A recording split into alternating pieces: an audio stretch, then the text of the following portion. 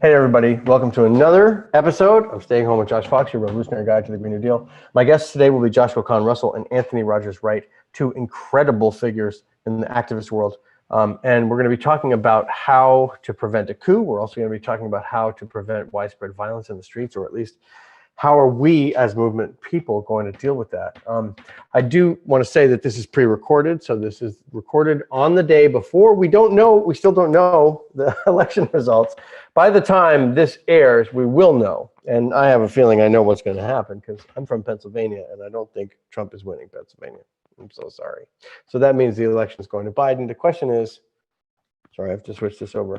How will Donald Trump and his followers, who we know are authoritarians, who we know are often heavily armed, and as John Dean, who was on this show, described them, people who will follow any word of Donald Trump no matter what. How are we going to deal with this for the next 4 years, for the next 4 weeks, for the next 4 months is going to be our subject, right?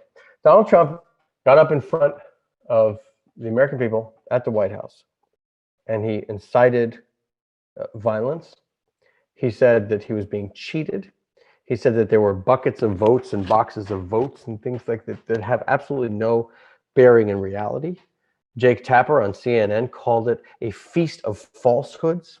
Anderson Cooper, and probably the greatest line ever said by a major TV anchor, said that Donald Trump was an obese turtle lying on his back in the sun, flailing around, or something like that, which I thought was especially poetic, even for, especially for Anderson Cooper. But we're going to get into this today. And you'll notice that right behind me here is not our usual background. Our studio is not ready. Why? Because we got hit by a major hurricane, Hurricane Zeta, when we knocked out our power to the studio. So I am recording from my living room here in the French Quarter in New Orleans. I think we're going to have a conversation that isn't newsy, right? We're going to have a conversation based on the bigger themes and the bigger picture. And the bigger picture is a terrifying one, and one that I spend a lot of time thinking about. I worry about violent mobs in the streets. I worry about a violent, racist, authoritarian, armed portion of the American citizenship who are not unlike violent, authoritarian, racist militias that have been in the world in the past. The Freikorps in Germany, just after World War I, when they perceived that they had been wronged by the world, the Freikorps kept a standing army in Germany all throughout the period between World War I and World War II. And when Hitler came along, he mobilized those people. They became the brown shirts. Then they became the SS. This is a group of people, young men or older men, but white men particularly, who feel that they've been wronged, who feel that they have been mistreated, and who are ready to take up arms to kill people based on a racist ideology, misinformation, propaganda. So no matter what happens with Donald Trump, he's not going to leave America. I hope they kick him off of Twitter. I hope they kick him off of major media. I hope he winds up in the Alex Jones realm, where very few people are actually listening to him. But I don't think that's going to happen. I think we're going to have this problem for a long time. And so I want to talk about that. But I also want to talk about how we're going to prevent a coup. So let me bring on Joshua Kahn Russell, who's been spending all of his time talking about how do we as citizens stop a coup. Josh, it's great to have you on again. So grateful to be here. I love your new microphone. Wow. Yeah, I'm getting a little profesh. Yeah, you've been everywhere. You've been killing it. I'm so proud of you, I have to say, for starting or spearheading this movement about how to stop a coup, choose democracy. It has been incredibly influential and it's been reported on all over the place.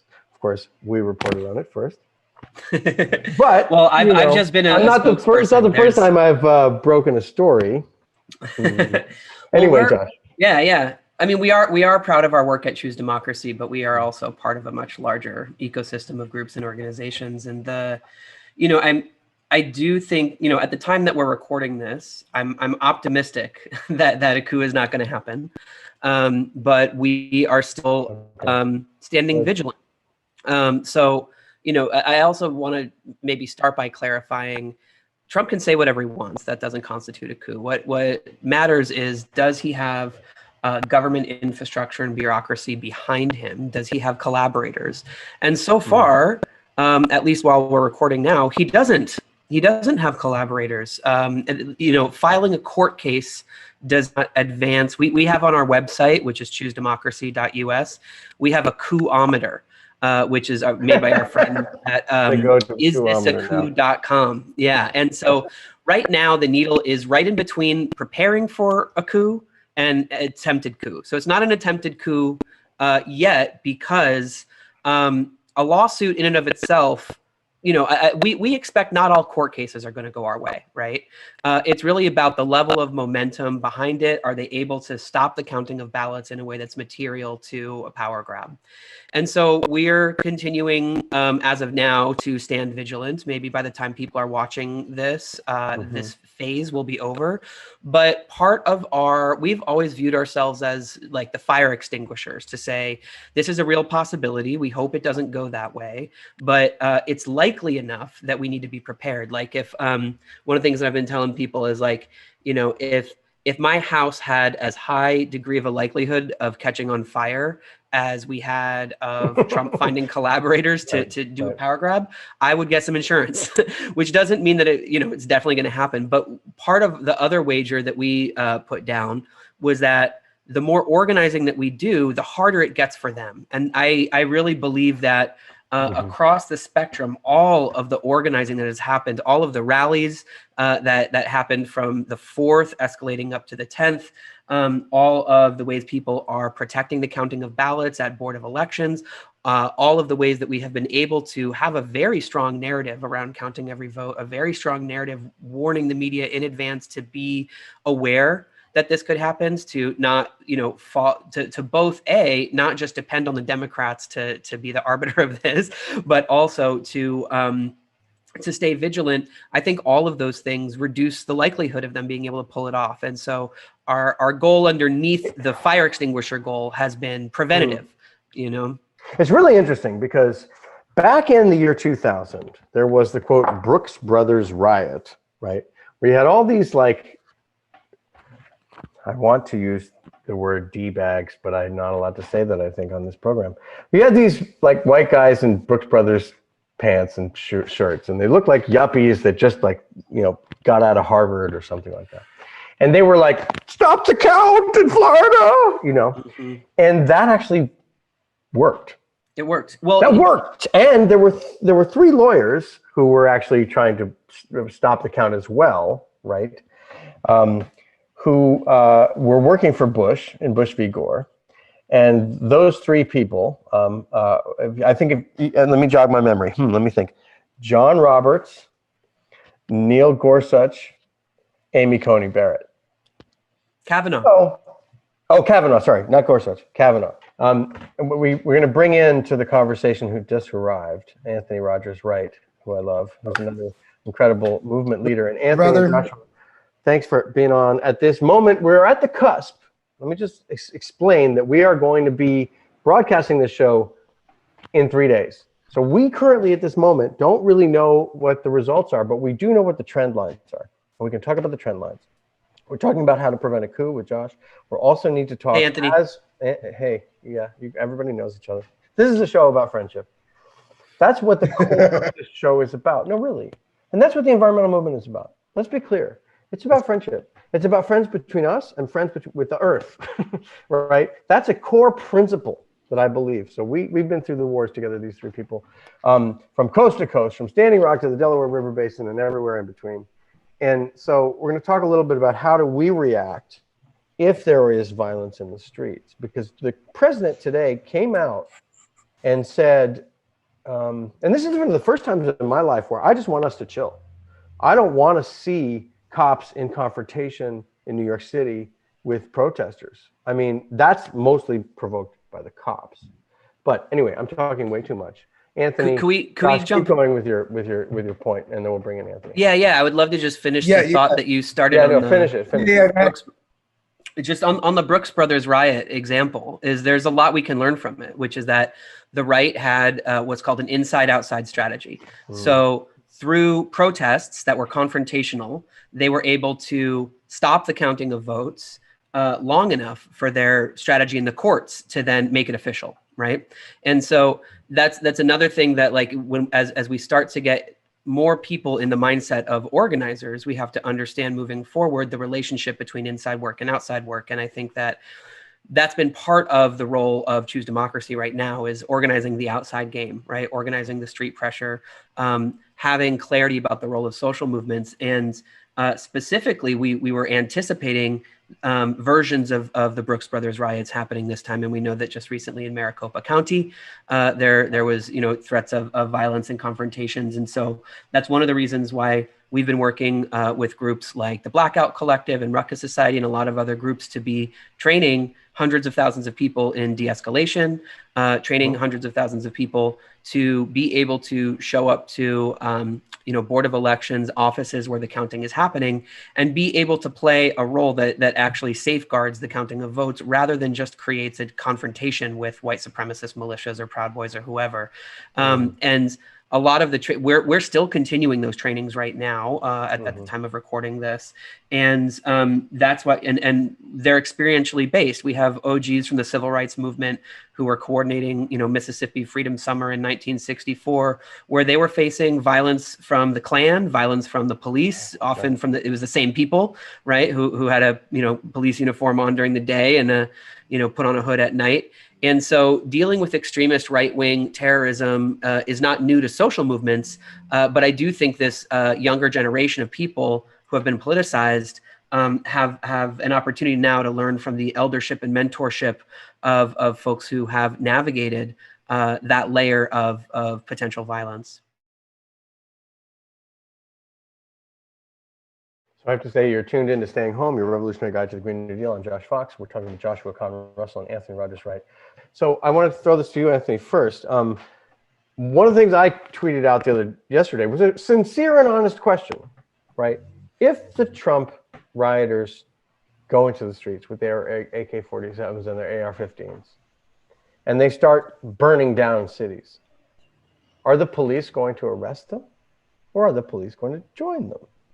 Because as Josh just pointed out, in the 60s, back in the day, it was Klan hoods at night and police uniforms during the day. And clearly what we're seeing from coast to coast is the very violence that we've been protesting against happening from the police over and over and over and over again. And in New York, just this week, kettling in protesters. Oops, I just knocked over my cocktail stirrer, which is a prop for a different part of the show, a different show, Friday show. Sorry about that. But the idea that we could be seeing the police switch sides when we know what side the police are on, right? If those tactics start to come from the Trump supporters, that's what really worries me. And I know I've watched your Facebook, Anthony, when you're going out to protest in Portland, and you've got hockey gear on and a helmet, and everybody's like the Hong Kong people, they've got the goggles, and they're ready not to do battle, but to withstand a lot of violence from the police and not get blinded or killed, which is, I think, terrifying on its own. What do you think needs to happen in terms of Josh saying de-escalation if, in fact, these confrontations are provoked? So I would say that the first thing is that we stand with labor. The beautiful thing is, in the spirit of Alinsky and the late 19th century, early 20th century CIO, the Chicago unified labor folk are ready for a massive general strike if Trump tries any crap, like with a coup. That's huge. And we're talking about heavy hitters like Chicago Teachers Union and the great Sister Sarah Nelson with the flight attendants, who of course averted a prolonged government shutdown with the threat of a strike. So when this is a beautiful thing, that when we stand with workers that have the ability to shut the economy down, right? Let's go back to the original coal miners, Brother Josh, and who we stand for, by the way, sisters like Paula Jean Swearigan and whatnot. We stand with the coal miners because we know that fracking was meant to curtail their power. The term redneck isn't derogatory. The term redneck comes from coal miners who wore red scarves to show solidarity with each other, because when the country was powered by coal miners could strike and shut it all down because they controlled how this country was powered. And so we have to find those leverages of power now. So that's first and foremost. And that's a beautiful thing that we do have more and more labor folk, National Nurses United, of course, who we know how gangster they are, like organizing, mobilizing, boots on the ground, canvassing, and progressive values like Medicare for all, but how much control and power they have. When you think about the most successful general strikes since the Bernie came onto the scene nationally, they were in so-called red states. That was West Virginia, and that was Arizona, and that was Oklahoma. Right. Yeah. So that's a beautiful thing that we stand with labor first and foremost. I would agree with Brother Joshua, but I would also say there's a difference between this and 2000, in that 2000 was trying to stop votes that had already been casted, and Trump is trying to stop votes that were casted but haven't been counted. And even this, and I thought I was on something, or maybe having a flashback, as you know, Brother Josh, I've been to a few Fish concerts. But when Fox News came out today and said none of Trump's lawsuits have any legal standing, I had to do a double take. I asked my partner to pinch me. I was like, am I okay? Because, you know, I am African-American, and we do suffer from stroke at an early age. And I was like, what's happening right now? But Fox News, you know, and Fox News called Arizona. In Arizona, called Arizona for Biden, you know, and maybe that was a ploy. I don't know. But Brother Joshua, and you were also right. What I will say is that as much as we are going to not ever seek out violence, there are more and more. When you look at the people who are most responsible for the increase in gun sales, it's Black people, not to go on offense, but simply just to protect themselves in the spirit of Fannie Lou Hamer and whatnot. We don't want this violence, but it's just like there's a beautiful brother named Charles Cobb who has an amazing book called This Nonviolent Stuff Will Get You Killed. And he was just talking about Brother Martin Luther King and the Deacons for Defense, and them basically saying we appreciate nonviolence and we support it, but we're not going to stand around and watch you get killed. And that's what like scares me the most, is that, you know, our people are a little more emboldened now, and they're not going to get like pushed around. But I do have a good feeling about this. I think that the message I would send, and I hope you'll use your show for this, Brother Josh, is that the Senate didn't go as well as the Democrats would have wanted.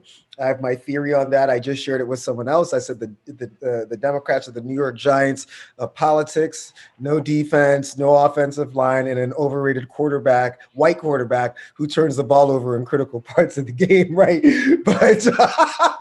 But we still have a chance in Georgia.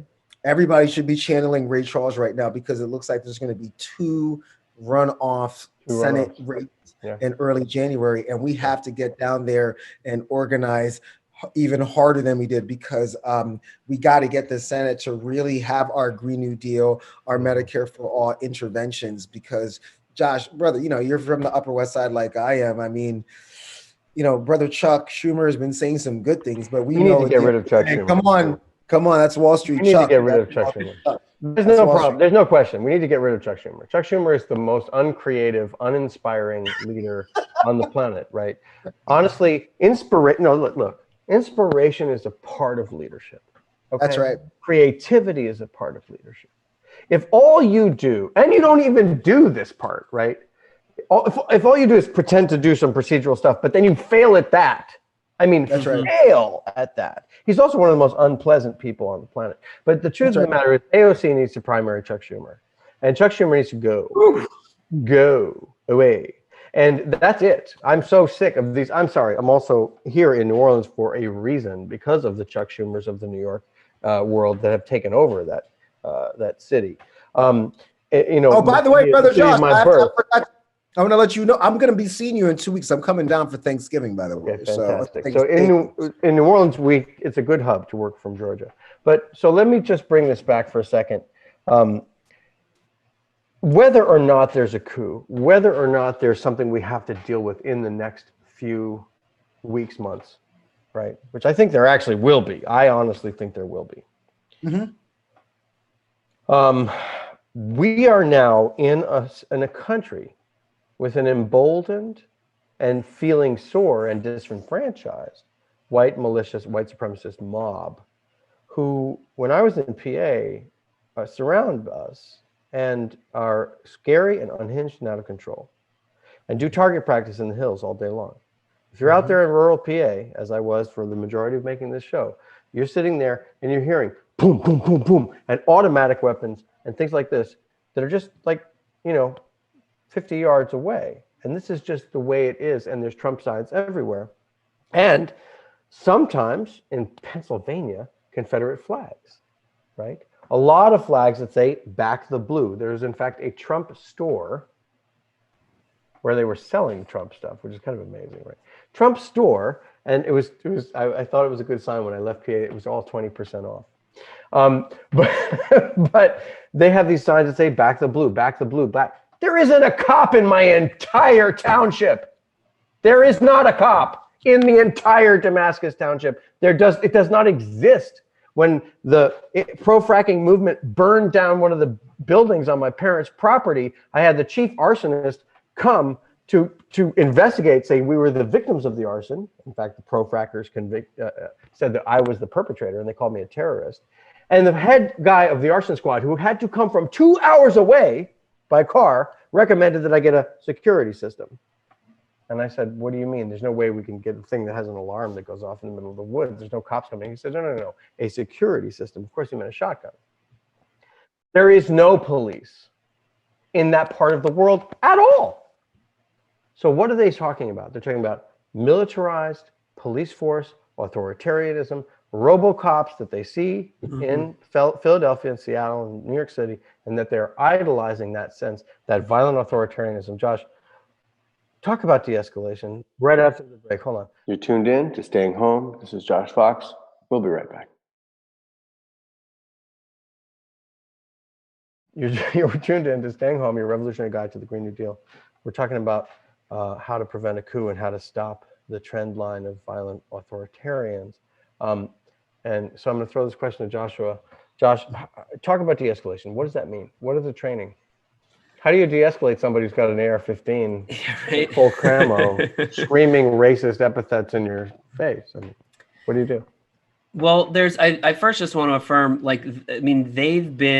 their side's been preparing for war, right? And our side's been preparing for what? Webinars, And so I do think we're entering a terrain where a lot more people who are peripherally involved in politics need to take their cue from base building organizations who have been really organizing around what community defense looks like, what community support looks like, how we take care of each other.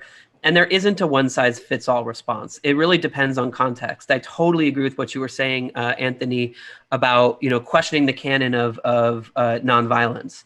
And as someone who's in a project right now that's promoting that canon, part of what Choose Democracy's orientation around it is to say that in this political moment that we're in, of the potential for a power grab, that when there's a contest of legitimacy between these two dudes who want to be heirs to the throne, that the reason that we embrace a certain style of nonviolence is out of strategy. It's not out of some abstract morality, and it's not because we think that strategy is always appropriate, right? And so it's about if we were to, in the coming days, weeks, month, whatever, engage in a moment where there's an attempted seizure of power, which I'm actually at this point optimistic that, and this is what I was saying at the top of the show, I'm optimistic that Trump actually doesn't have the institutional momentum behind him to pull off what he wants to pull off. I don't think he has a plan. I could be wrong, which is why have been breaking my back preparing for that eventuality. But if that is the case, we will need to build broad-based alliances and need as many people in the street as possible. And for in that, having a certain kind of nonviolent discipline matters. But the orientation towards what de-escalation looks like really just depends on the context, right? So if you're in the streets with 100,000 people, right? And you have a level of like clarity, tactical clarity. There's a lot that you can do and I also want to be clear. I've been doing confrontational, nonviolent direct action for 20 years now. I've dealt with I've had the crap kicked out of me by cops, by angry like coal mine bosses, not workers, bosses. But I haven't personally been in an experience where I've faced down like a militia person with a gun. And so I don't want to try to speak from that experience. However, there are people within a lot of the networks that are doing these trainings that do have that kind of experience. And I also want to just shout out right now, if there's anyone listening, if you end up finding yourself in a situation, whether you're at a board of elections or you're dealing with some kind of confrontation, there's actually a hotline. It's fashioned as like one of the old like 1-800 number hotlines that is being staffed right now by a variety of folks from the Ruckus Society and a group of Black organizers who are part of the Blackout Collective, and it is 1-844 NVDA now. NVDA stands for Nonviolent Direct Action. And so part of the infrastructure that we're trying to build is to support people up to the minute of, hey, this is the circumstance, because it looks different in different places. And it's also a reason why I'm really eager to it's been a while since I've been to I do de-escalation trainings when we deal with like angry counter protesters who are unarmed. And so we are entering a new level, a new moment right now. And I also think after this electoral contest period is over, when we're dealing with what you're describing, Josh, as like the protracted threat of militia violence, we're going to have to assess how to respond to that depending on how it manifests, right? And so, and I do think there's a variety of different kinds of responses. And there's a real canon that we can draw on from social movements, whether that's out of, and I look towards that both wings of, what emerged both from like the self-defense politics of the Black Power movement, as well as the civil resistance politics of the civil rights movement. And I think we can look at that sort of broad toolbox and see what makes sense in certain contexts versus others. Like if you're living in the rural South and you're trying to protect your home from getting shot up, that's a really different circumstance than if you are, a millennial protester in DC or Berkeley, right? And so, or in the rural North, by the way. Yeah, exactly. And so I know that might not be a complete, this isn't a de-escalation training right now. I wish I had one answer of like, when someone's coming at you with a gun, this is what you do. But I think the real answer is, after we deal with the acute electoral crisis we're in right now, we need to be getting back to basics with long haul organizing, and that includes this new factor, right? And there's a lot of communities who have been dealing with a tremendous amount of violence in general, not always from militia people, right? But like the migrant rights movement has been dealing with an unbelievable amount of violence, both from white racists as well as from ICE.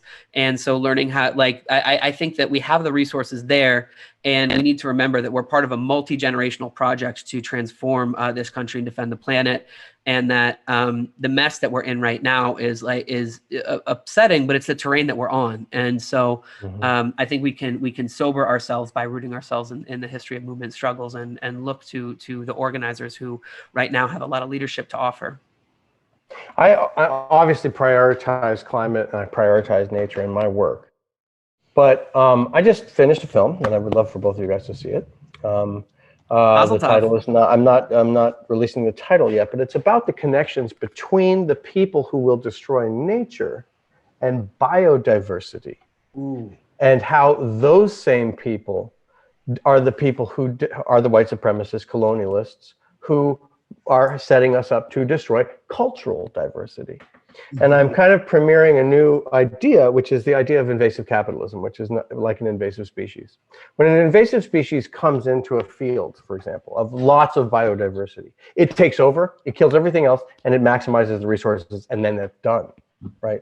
So this film is about me walking into a field of invasive species and looking at the 21st century. But the idea that capitalism then goes out into these places and creates a Starbucks, a Shell gas station, a Walmart, and the same thing that replicates that same monoculture replicating over and over and over again. And that when we rebel against the economy, we are also rebelling against the destruction of biodiversity and the destruction of cultural diversity.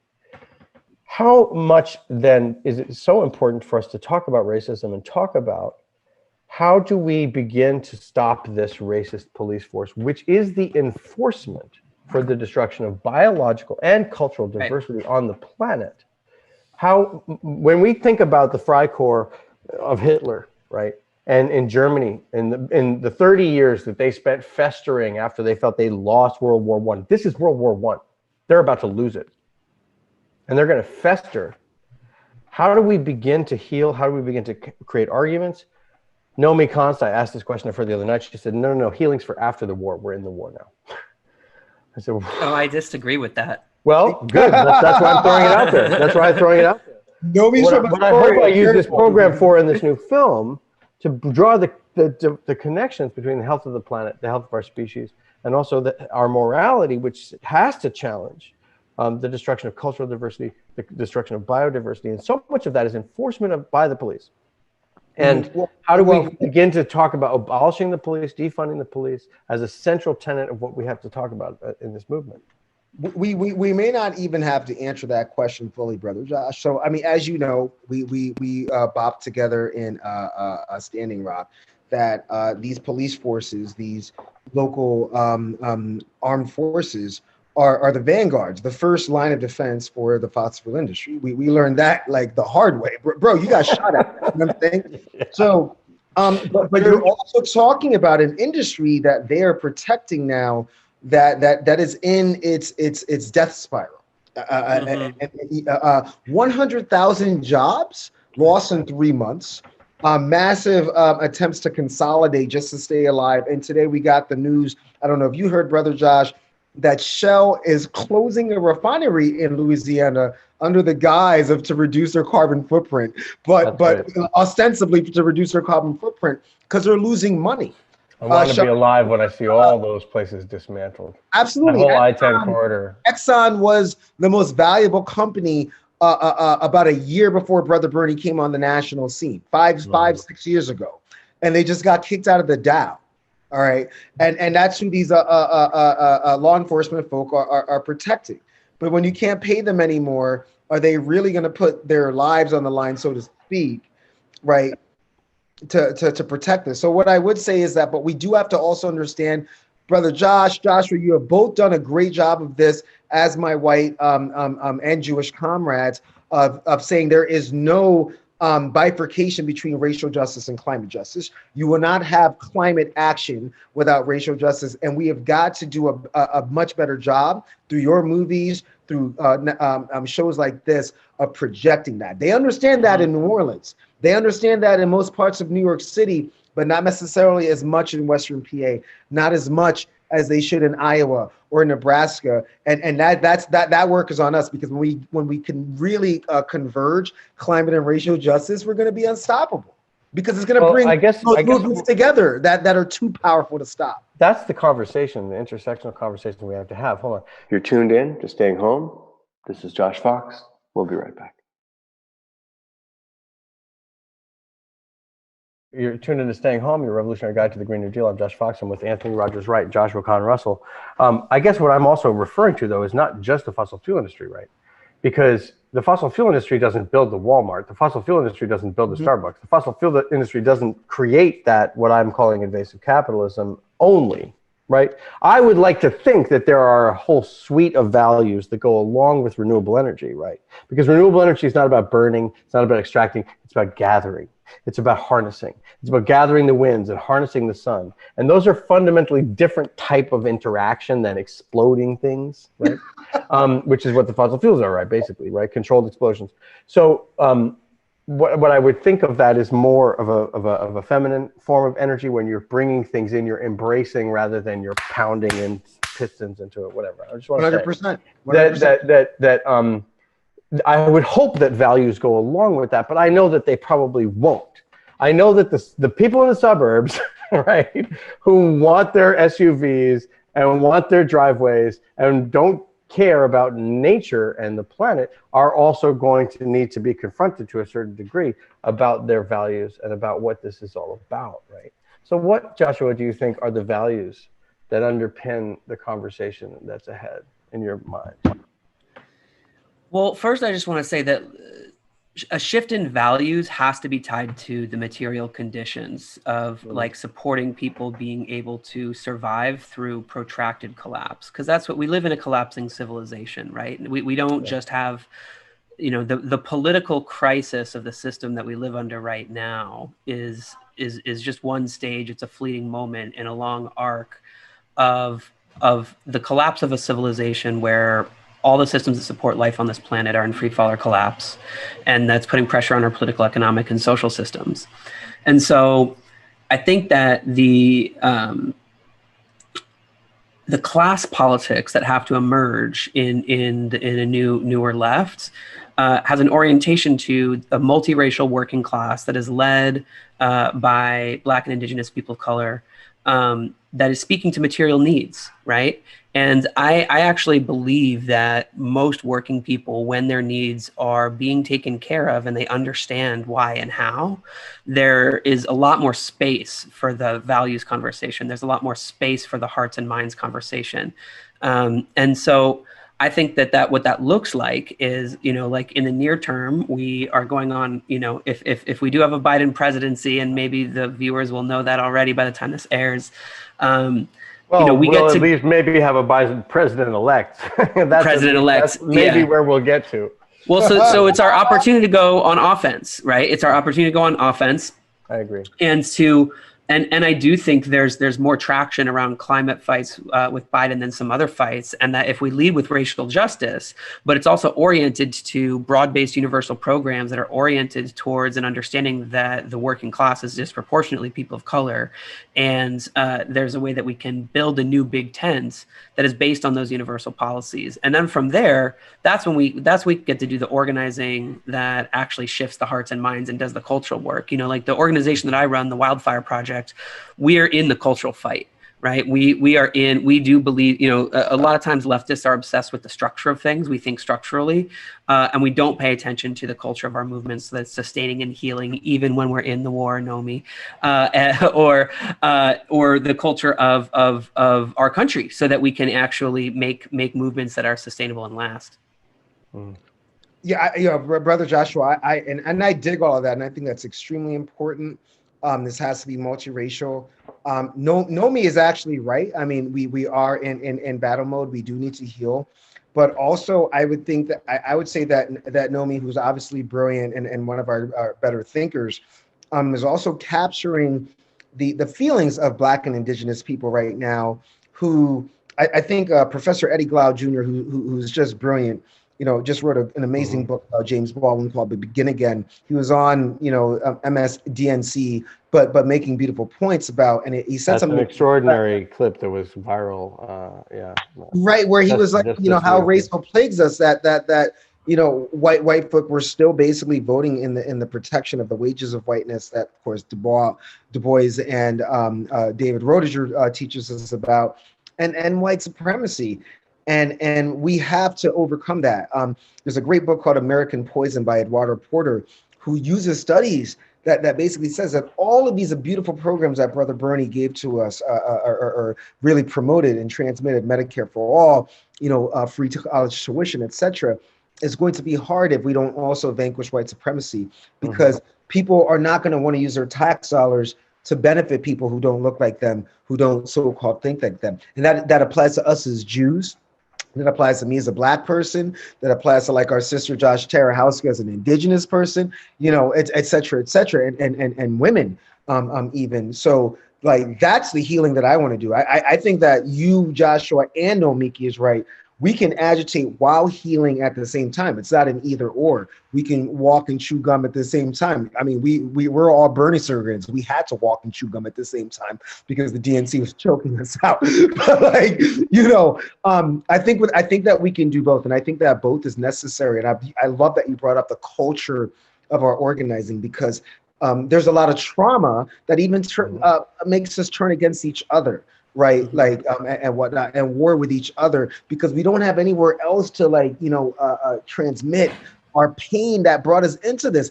You watch Brother Josh's like first flicks, and listen to his voice. Really, he plays banjo to give us some like mellowness because of the deepness of what he's talking about. But he's hurt. There's pain, in his voice, and how to let go. There's and showing Sandy massive pain, and we have to deal with that as well. So you're right in the healing, but we can heal and also agitate. We can heal and also agitate, and I think we have to heal so that we agitate in a way where we don't turn against each other. Because if we continue doing it with the woke culture and the woke vernacular and don't leave space for those who are awakening, there will be no one or nothing left. Yeah, exactly. And I want to also just put I love how you put that, Anthony, and that I also want to be clear. Nomi's a good friend, so I'm just teasing her, even though she's not here. No. I don't even know what argument she was making. No, you should watch it. The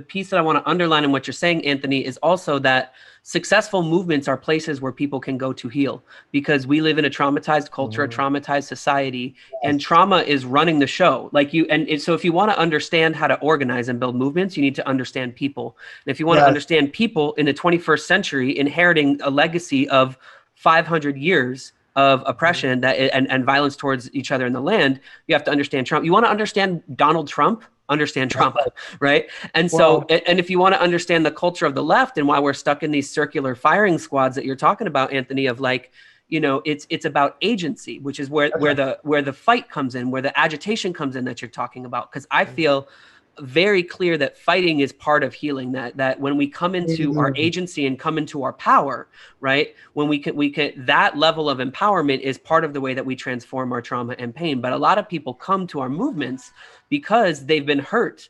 but they've been hurt by society, and so then we take that out on each other.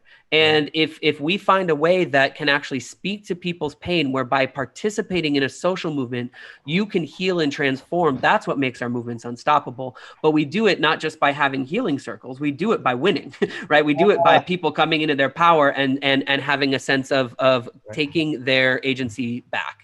And that's I would also add, as the last note, because we're out of time, so we have to stop, but this has been an extraordinary conversation. I love having conversations with you guys. As this whole week has been devoted to analysis with the close collaborators of this program, nature also heals the trauma. And we can bind with the people who are conservationists, who have those Trump lives because they love to hunt, they love to fish. We can talk to them. Nature can heal the trauma. That's what my new film is about. So stay tuned. I'm going to be making announcements about it soon.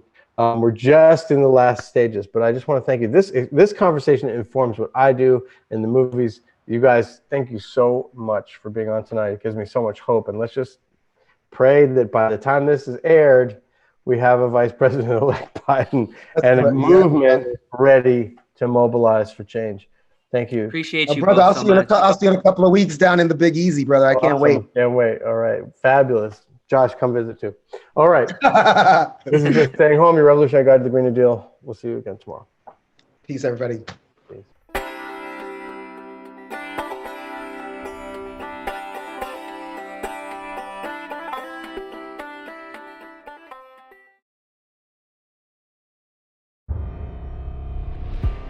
Like all small businesses, we're struggling through this pandemic right now.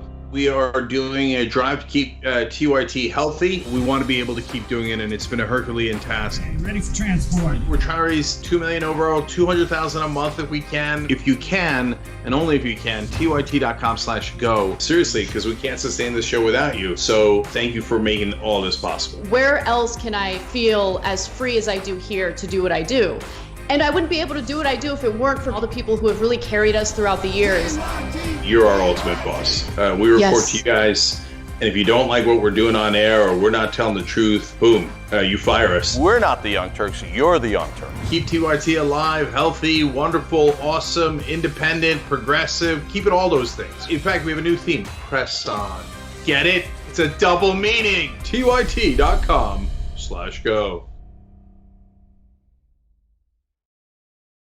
This looks like a conspiracy. This looks like a scheme to defraud. The Bush administration put folks into the regulatory agencies who believed in destroying regulation. Memories of the Great Depression faded.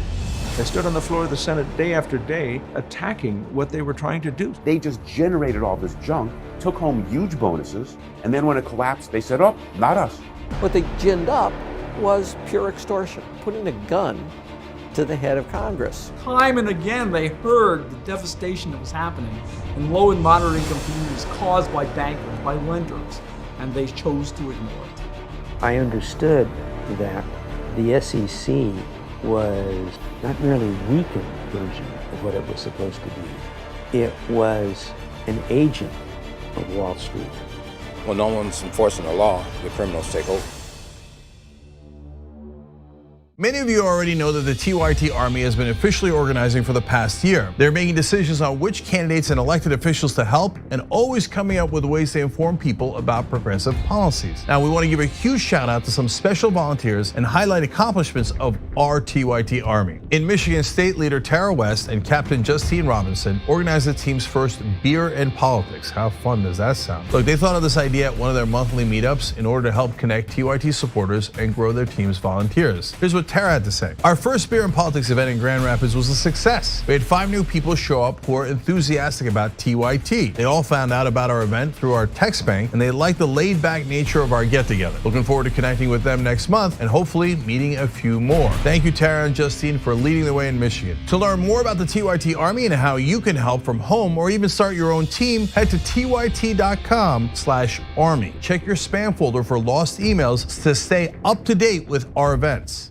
You want to know how you could save money and save the planet? Hello, I got an awesome option for you guys. Aspiration.com/TYT. You plant not 1, not 5, 10 trees when you sign up. You know what trees do? Not a big deal, but one large tree can provide a day's supply of oxygen for up to 4 people. That's 40 people's oxygen just by signing up at aspiration.com/TYT. Sign up for a free spend and save account right now at aspiration.com/TYT. I'm Mike Shekels, and I'm the Director of Technical Operations, so if you're frantically tweeting at us that something's broken, thank you, because I'm fixing it. This here is Johnny Greenwald. I'm Manager of Post-Production Technology. Simplest terms is I deliver the content. And this is our master control room. We have many, many more destinations than ever before, and we created this room to consolidate it, to make sure that everything's going out is up to standard, so we meet all of our contractual agreements.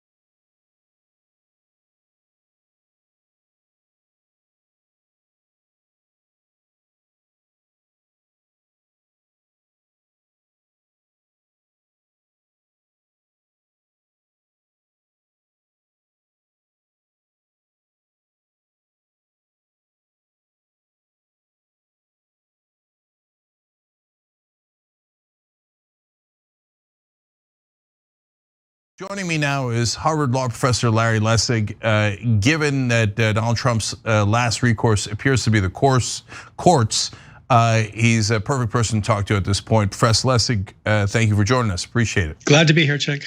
All right, so let's get started. I think we start with the simple stuff. They brought a number of cases in across the country in Pennsylvania, Georgia, etc. As you see them right now, do any of the current lawsuits have any merit? The lawsuits are going nowhere. Election lawyers refer to the margin of the lawsuit. Like, is the lawsuit going to affect the margin of victory? And none of these lawsuits are talking about numbers that could affect the margins of victory. So this is a completely unprepared and ultimately futile effort. It's not going to stop the count coming to some kind of resolution. The real question is what happens if the state legislatures start thinking about appointing another slate of electors. Then we cross into territory the country has not seen since 1876. But I don't think anything's going to happen in the courts that's going to ultimately save this for Donald Trump. You're saying on top of that, even if they weren't dismissed, they involve 53 votes, 93 votes, nothing that would affect elections. Right. I mean, they have no logic between the things they're complaining about and what they're hoping to achieve. Like, so, the big deal that Donald Trump makes about the fact that allegedly, this doesn't even turn out to be true, but allegedly they're not allowing Republican poll watchers to be in there with them as they're counting votes. The remedy to that is just to allow them in. I mean, the Trump campaign wants to say the remedy is to stop counting or throw away votes. I mean, it's completely ridiculous. So this part of the story is completely boring. There's nothing that's going to happen in the courts that's going to dislodge what seems to be pretty clear progression to Joe Biden be winning easily the number of votes he needs in the Electoral College. Okay, I love that dismissal. They're not only wrong and ineffectual and have the wrong arguments, but they're boring. So now the next step would be, all right, we lost in the courts, but before we even get to the electors, there's this weird contention that they're making, and one of Trump's lawyers actually, or lawyers for Trump, went on Lou Dobbs' program last night and said, we're going to take this to the Supreme Court, and basically implied that's why we put Amy Coney Barrett on the court. But Larry, I didn't understand what they're taking to the Supreme. Is there a thing they could take to the Supreme Court? Not yet. I think if they try this alternative slates idea, that issue is going to get to the courts. And I think there's a pretty easy reason why they're going to lose that. But on these counts, there's just nothing that's going to get to the courts. There's no interesting issue there. Right. Okay. So what is the alternate slate of electors? So the Electoral College is a fascinating thing that hardly anyone understands, and obviously we shouldn't have. And you've tried to remedy that in some ways, and we could talk about that as well. But what in the world does an alternate slate of electors mean? Well, so this is something that Bart Gellman reported in The Atlantic a couple months ago, that the Trump campaign was actually thinking that if the push comes to shove, they would get Republican legislatures to just appoint another slate of electors from the state. So for example, in a state like Arizona, which has Republican legislature, the state has gone, looks like it will go for Biden. The Republican legislature would just appoint another slate of electors. And that slate of electors would then be certified by the governor. And that certified slate of electors would then compete with the other slate, the slate that comes from the vote. And the problem is that the Electoral Count Act, which is the statute that governs how electoral contests like this gets resolved, basically says that if Congress can't agree which slate counts, which if you imagine a Republican Senate and Democratic House they're not going to agree, then it's the slate that has been signed by the governor. And so this is this kind of tricky end run, which at least potentially could have given them the opportunity to appoint these slates and to progress with them. And the basis, the grounds for doing this, is an argument which a bunch of constitutionalists have made. Rehnquist made in Bush versus Gore, Kavanaugh echoed in the Wisconsin case, and now Mark Levin has embraced. And the argument is that Article 2 of the Constitution, the provision that sets up how the electors get selected, actually gives the states an unlimited power to select electors however they want. And that means even just to change their mind and say, we said that they would be selected by an election, we're not going to select that anymore. So think of this as a kind of constitutional superpower that they think the legislatures have. And so the first question is, do they have that superpower? And my view is actually, because of the case that I lost in the Supreme Court, the court would say they don't have that superpower. The case, we took a case up asking the question whether electors could be bound by the states or not. And it was pretty clear the original perspective, the originalists should have said that the framers of the Constitution meant for electors to be free.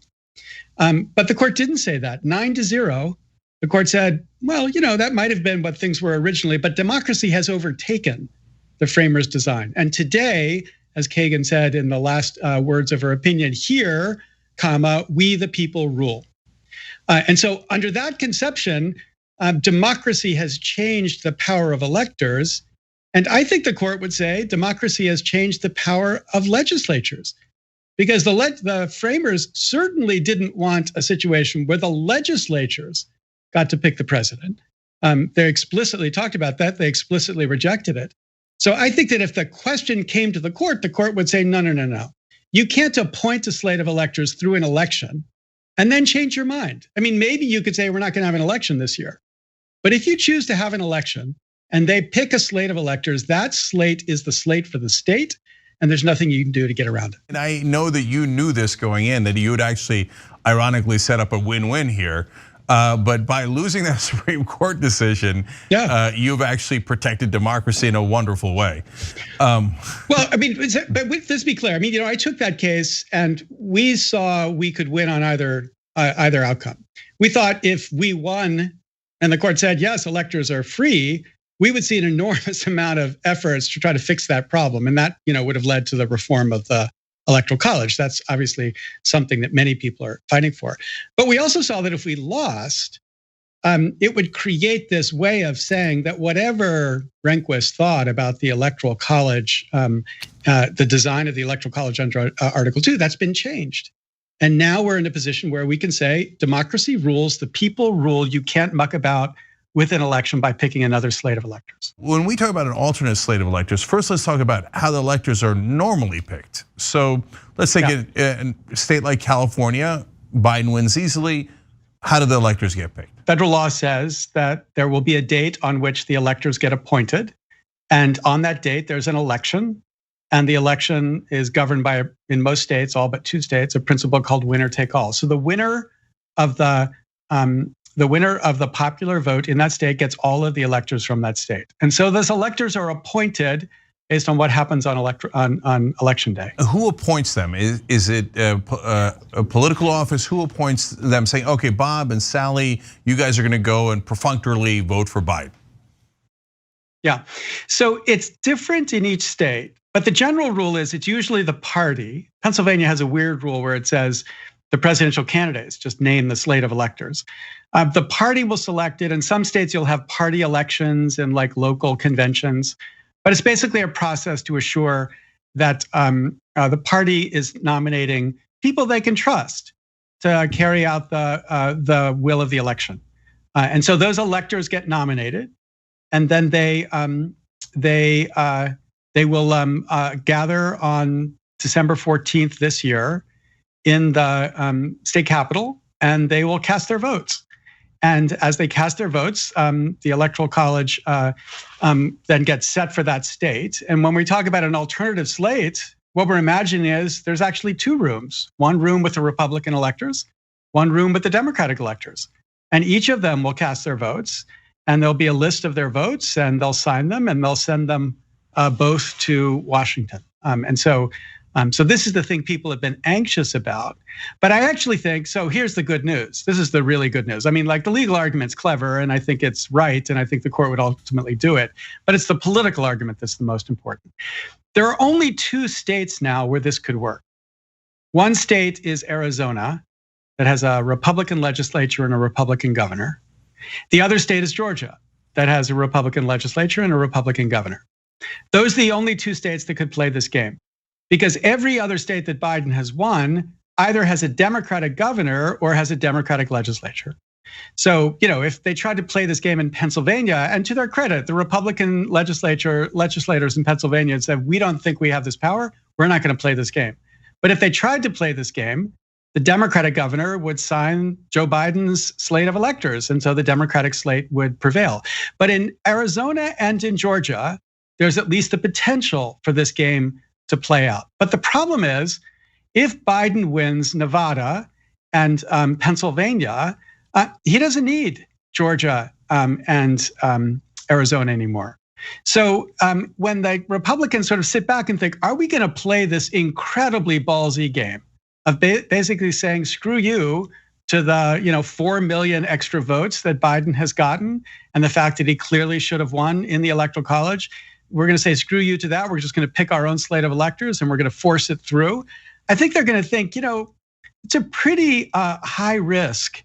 And if it blows up in our face, it'll be really devastating. And if there's no way for us ultimately to win playing this game, let's just not play this game. We're not trying to make a political point or a legal jurisprudential point. We're trying to win. And if we can't win, there's no reason to cause this kind of trouble. So I'm more confident today than I was 2 days ago after working through these numbers and seeing how it plays out. And so I think that they both would lose in the Supreme Court on this strategy, but they would also lose politically. They just can't get 270 votes for Donald Trump playing this game.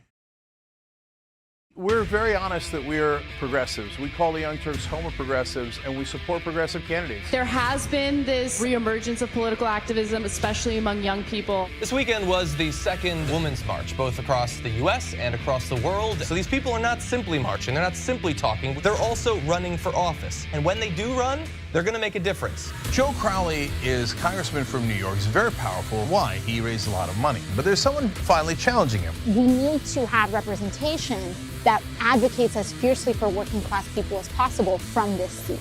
If candidates like Alexandria Ocasio-Cortez even get a little bit of media attention outside of what the Young Turks does, they have an excellent chance of winning. She's going to win. She's going to win. 68% reporting. The majority of Americans want Medicare for all. So I don't care what you and your corporate cronies want. What I care about is what the American people want. We believe in total change. Everything runs on donor money.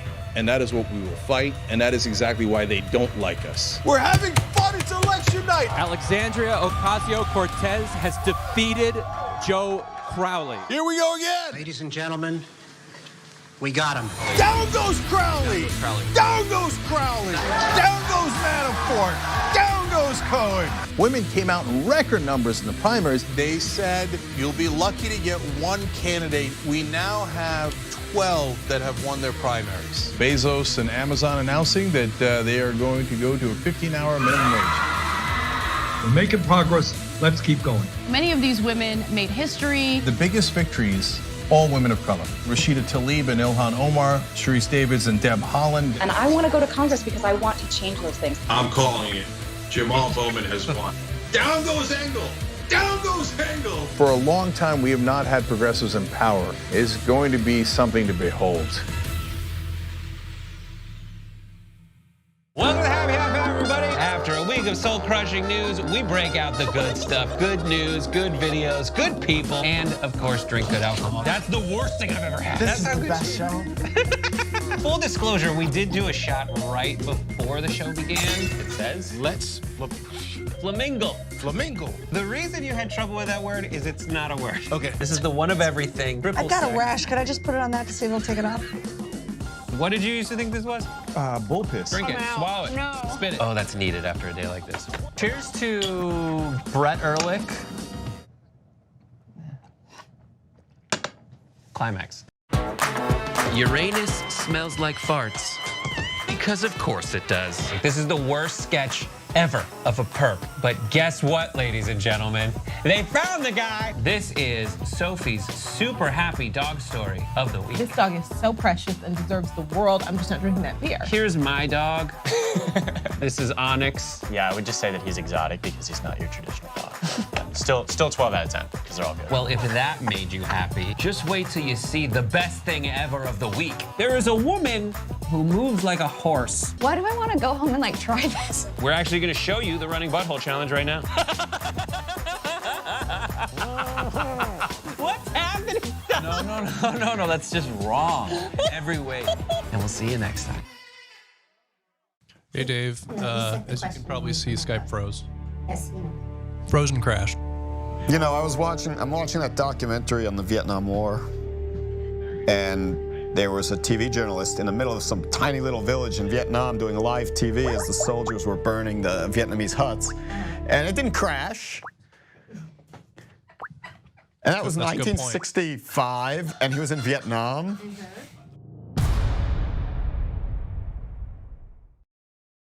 And that's why it's so important that, people like you are talking about it, because what we have to do is inoculate the system against these games. If it just kind of rolled out and they started playing this game and they started talking about the framers and, what was intended and blah, blah, blah, they might be able to get away with it. But if we build a recognition right now that, number one, given what happened in the electoral case in July, this is not a fair move anymore. Even if it was a fair move, a year ago, it's not a fair move now. And number two, you play this game and what you're going to face is people who recognize you are just literally stealing the election. And if 7% of America showed up because George Floyd was murdered, what percentage of America is going to show up if this election is stolen in a context where Joe Biden wins more votes than anybody ever, gets a majority of the public, and 4 million votes more than Donald Trump? I mean, I just think that the pressure to do the right thing here is going to be so great. And on the other side, people, the politicians just don't like Donald Trump. I mean, they're afraid of him, but not anymore. Why would you be afraid of him now? Like, good riddance for many of them. It's like enough waking up every morning and just wondering which tweet we have to explain or which terrible behavior we have to find a way to justify. So I think he is in a corner. And the scary thing is he realizes that, he loses and he loses everything because the liability, the debts, the potential prosecutions, this is just going to be a nightmare for the rest of his life. And so I can see why he's fighting, but I don't see his move right now. What, if any, is the role of the House? Yeah, so what happens? So there's a couple other of these kind of weird strategies. We actually put together a 10-part podcast. I taught a class called Wargaming 2020, and the kids and we put together this website. You can find it at EC for Electoral College -facts FAQS.us. And on there's a podcast, and it has 10 episodes of like every single way in which this could go sideways. So the other way this could go sideways is when Congress, is the vice president. When Congress receives, let's imagine they receive multiple slates. And let's imagine that, it's states where you just have a Republican legislature, not necessarily a Republican governor. I mean, again, Pennsylvania said it's not going to play this game, but imagine Pennsylvania did. So Pennsylvania sends a slate of Republican electors, and the Democrats send a slate of Biden electors signed by the governor.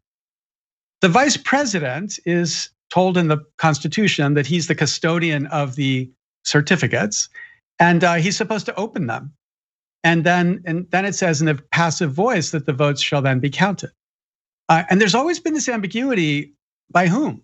Like, who's supposed to be counting them? And Congress's view has been, we control this process. Congress controls this process. But there's an argument that, basically the vice president with a divided Congress effectively controls the process. So imagine Vice President Pence, who will be the vice president overseeing this, gets this 2 slates from Pennsylvania, one signed by the governor for Joe Biden and one the Republican slate. And Mike Pence says, I think there was a lot of illegality in Pennsylvania, and I just think I think the numbers were wrong, and I think the Republicans won. And so I'm going to recognize the Republican slate. Okay, now immediately there's an objection to that. And under the Electoral Count Act, he shouldn't be allowed to do that if the Democratic slates have qualified for the safe harbor provision. But the point is, there's an argument, and then the houses separate and they have to vote. So the House votes. Do they uphold the objection or uphold Mike Pence, and the Senate votes. And imagine they split. So you've got one house favoring what Pence is doing and the other house opposing it. Well, in that circumstance, nobody has overruled the chair. And so Mike Pence basically gets to say, well, my ruling stands. Nobody's overruled it. So my ruling is Pennsylvania Republican electors get counted. That's really the nuclear option here.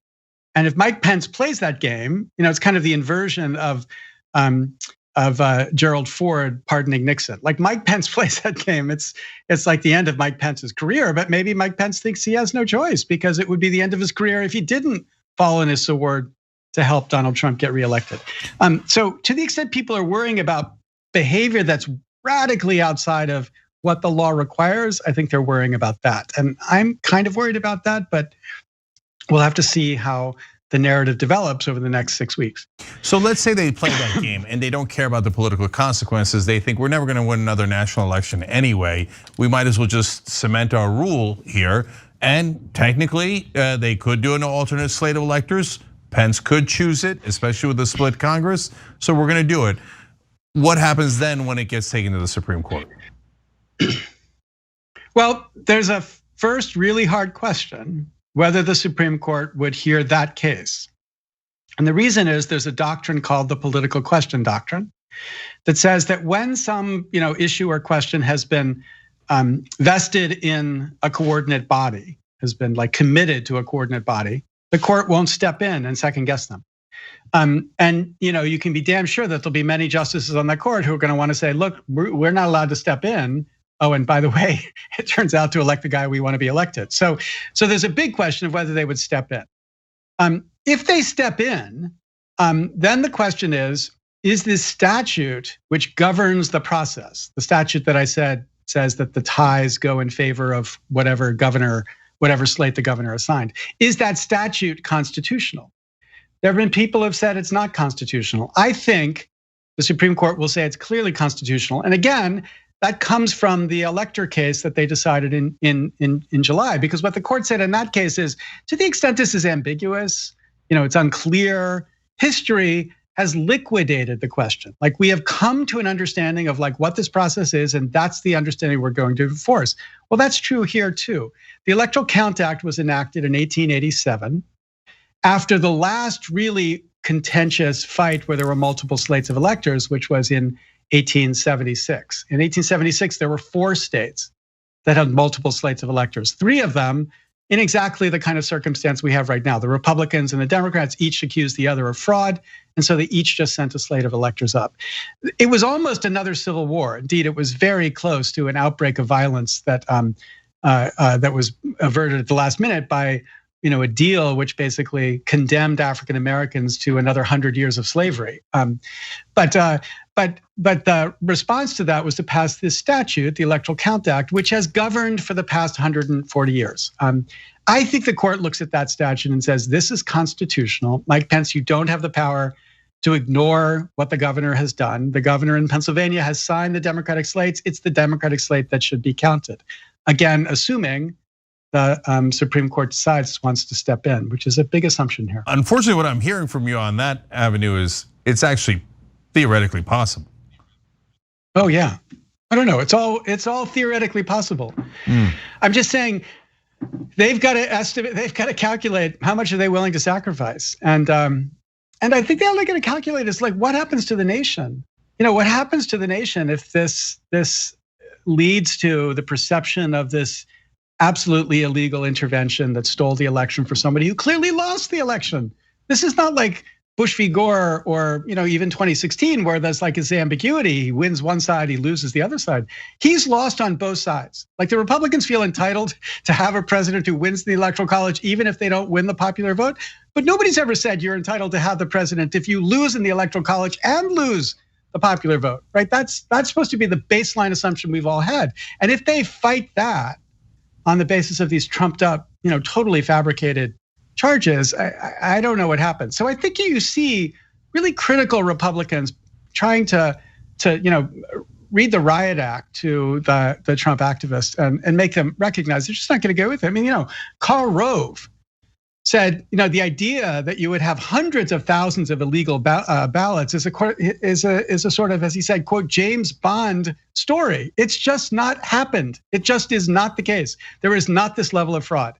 And if you've got Karl Rove saying that, and you begin to have other leaders in the Republican Party who just say this is just wrong to be besmirching, the work of these local election officials by suggesting they're part of this massive fraud, I think the party begins to split. And so Mitch McConnell, of course, will do whatever he wants. He's the Dark Lord. And I hope you're talking about the need for everybody to move to Georgia to make sure that those two special elections go Democratic so that we can make sure he's not the majority leader. But Mitch McConnell may say he'll do whatever it takes. But Mitch McConnell has got, to get 50 votes in the Senate. And I'm sure there's more than one of those or two of those senators who are like, I'm just not gonna, Mitt Romney, and at least one or two others, I'm not gonna sacrifice the Republic for Donald Trump. Professor Larry Leslie from Harvard Law School, thank you so much for joining us. We really appreciate it.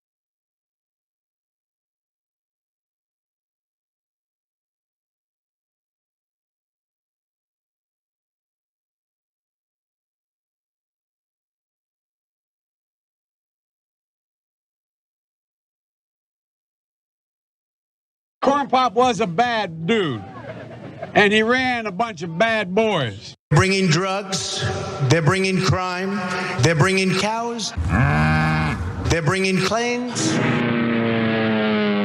they're bringing oranges, they're bringing the light bulb. People said, what's with the light bulb? The light's no good. I always look orange. They're bringing vaping. They're saying, Mom, I want a vape. They're bringing Al-Qaeda. They're bringing Antifa. They're bringing oranges. They're bringing clean coal. They're bringing Norway. They're bringing China. They're bringing the thing called the Nobel Prize. They're bringing windmills. Wing. They're bringing water, big water, ocean water. And then they say, there's Donald Trump, an intellectual. Trust me, I'm like a smart person.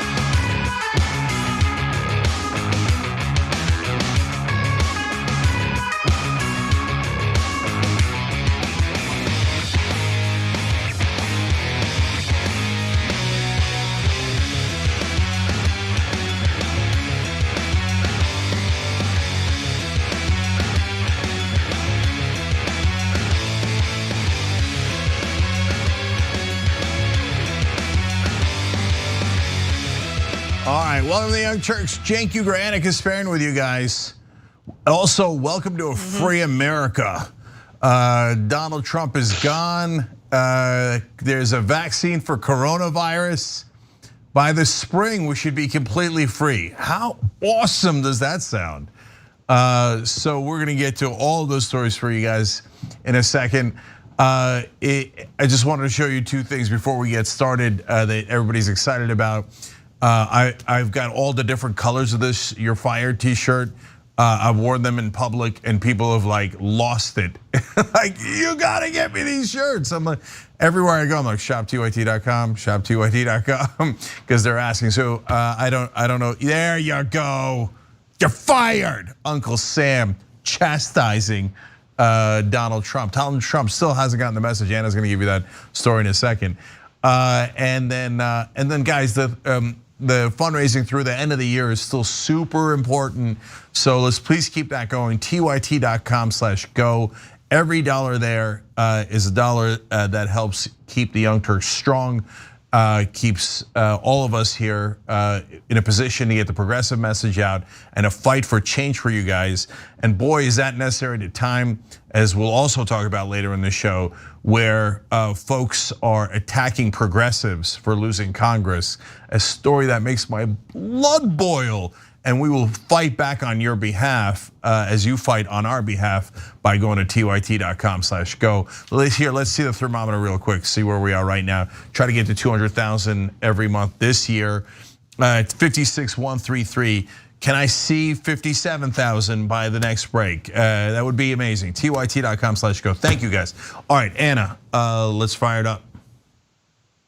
All right, well, Donald Trump continues to refuse to concede that he lost his re-election bid, and Axios is also reporting that he plans on holding rallies to push this narrative that there's been widespread voter fraud, a narrative that they have failed to provide any evidence of. These are completely unfounded accusations, and even Fox News, which served as almost like state-sponsored media defending Donald Trump throughout his first term, has decided that they are not gonna go along with this particular narrative because it turns out that, upholding the democratic process is a little more important than supporting a wannabe dictator like Donald Trump. In fact, just today, his White House press secretary, Kayleigh McEnany, went on Fox News to try to push this false narrative, and here's how it went down.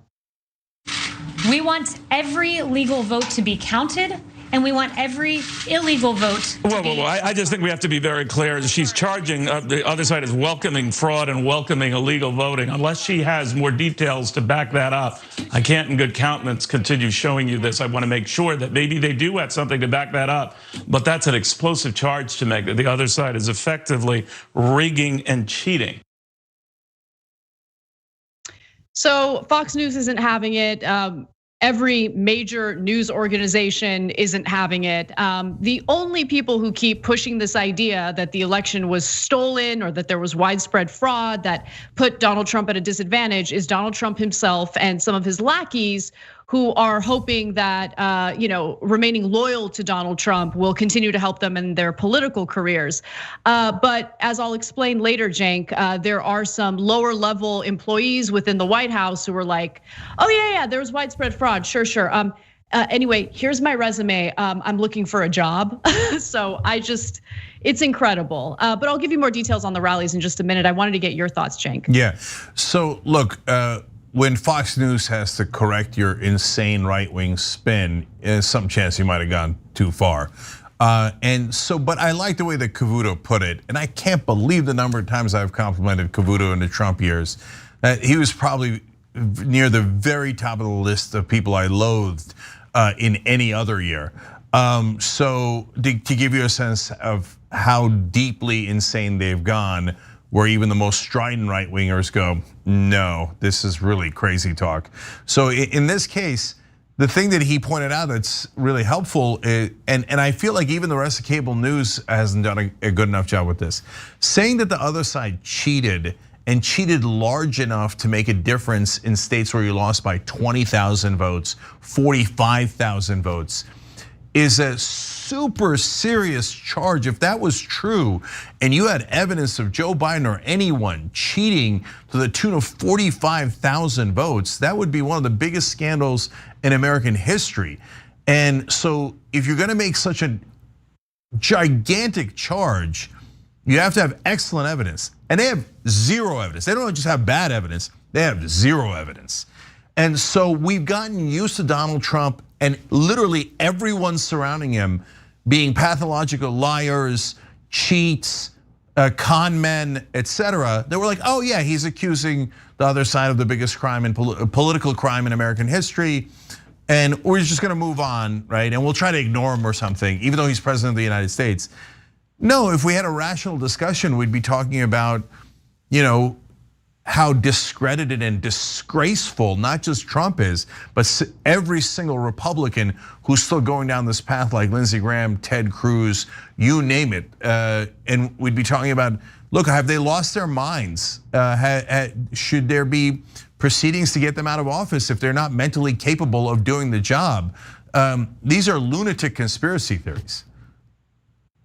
Yeah, you're absolutely right about that. One of the other individuals who's enabling Trump with this ridiculous narrative is Doug Collins, who's an outgoing congressman. And I wanted to just quickly bring something up before I forget, though. So I remember being critical of Hillary Clinton on the night of the 2016 election because tradition usually entails the individual who lost the election, coming out and conceding that they lost, thanking all the hard workers who put in the time and the effort in the campaigning. And Hillary Clinton, I guess, was just too distraught to give that speech on the night of the election. She did it the next day. And the Republicans, including Trump, just would not stop talking about it. They were clowning her, of course, but they were also pretending like they were deeply offended by the fact that they didn't believe Hillary Clinton was accepting the results of the election. Everything that the GOP accuses others of doing is exactly what they see themselves doing, and worse, much worse. It's always projection. And so I think that, yeah, go ahead. Sorry, Anna, before you go on, I just want to jump in on that real quick. So Hillary Clinton took some set of hours, not days, not weeks, to come to the conclusion that even though she had won the popular vote by millions of votes, she had in fact lost the Electoral College. So in that tiny window of time, that's where the MAGA guys are like, oh my God, now this has gone on for Donald Trump for an extended period of time, not remotely true. And now let's remember, Donald Trump has now lost the popular vote, not once, but twice. And he's also the only president who's ever lost the popular vote twice and been impeached. So he's a loser on top of a loser. And now he's the biggest sore loser there is as he continues his conspiratorial talk and now potentially rallies about how he secretly won, if you count the secret legal votes. And if Hillary Clinton had done even 1% of that, both the Trump people and the media would have ripped her to shreds. But here we are with the Trump camp still dug in there. As Chris Wallace said, they're like the Japanese soldiers that were in the cave for 30 years after World War II and never came out. They're still in their caves and refusing to concede what the entire planet recognizes at this point. I actually want to read you Trump's tweet from 2016. He tweeted this on December 23rd, 2016. Vladimir Putin said today about Hillary and Dems, quote, "In my opinion, it is humiliating. One must be able to lose with dignity." And then he commented, "So true." There's a tweet for everything. It's amazing. It's amazing. So Cenk, he's planning on going around doing these rallies where he's going to read names of people who have died, but allegedly cast ballots for his opponent, right? So it's this ridiculous idea that there are all these fraudulent ballots that have been cast on behalf of people who are dead. As Axios reports, obits for those who cast ballots are part of the specific pieces of evidence aimed at bolstering the Trump team's so far unsupported claims of widespread voter fraud and corruption that they say led to Joe Biden's victory. And I do want to put some of these Republican enablers on blast because clearly our democratic process is not important to them. Their political careers are more important to them. Licking Trump's boots is more important to them. In Georgia, for instance, Doug Collins, the outgoing congressman who lost to Senator Kelly Loeffler in a special election to fill former Senator Johnny Isaacsen's seat, will be leading the campaign's recount efforts. The team has also redeployed 92 staffers from Florida to Georgia, doubling its group on the ground. And Georgia isn't the only state that will have this like recount effort. You also have recount efforts in Arizona and Pennsylvania. Also, some of the rhetoric coming from these Republicans, who by the way spoke to Axios on condition of anonymity, is just absolutely disgusting. They're using like war rhetoric in what they're saying. For instance, one Trump advisor said this: "We want to make sure we have an adequate supply of manpower on the ground for man-to-man combat." What? What does that even mean? Yeah. It's pathetic. And then one more thing before you jump in, Cenk. Lindsey Graham doing what you would expect Lindsey Graham to do. Let's go to his video.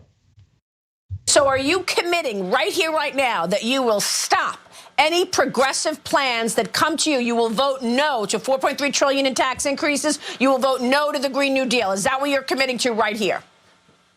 You can take it to the bank. I ran on it. I won overwhelmingly, being a impediment, a block to the most radical domestic agenda in the history of the country. We will kill it dead in the Senate if you give us the majority. We will work with Biden if he wins, but Trump has not lost. Do not concede, Mr. President. Fight hard. Okay. Do not concede, Mr. President. Fight hard. It's disgusting. Okay, so let me break down why they're doing it, and then, but first, a fun note about that interview. Why is Maria Bartiromo always yelling? You have a mic. Like, so sometimes I get worked up on the show and I'll yell, but there's a reason. Like, I'm really mad at corporate Democrats or Trump or something. She doesn't appear to be mad. She's like, "Are you going to work down?" Okay, all right, the mic's right here. They're picking up your voice. And then I love the way she frames questions as if they're controversial, like, "Are you going to be voting down the Green New Deal?" Yeah, of course he is. He's a Republican from South Carolina. He's got no interest in the Green New Deal, but it makes it sound like, oh, he's being brave. How very, very bold. But now the main thing. Lindsey Graham and especially Ted Cruz are backing Trump because they want to keep the conservative base happy.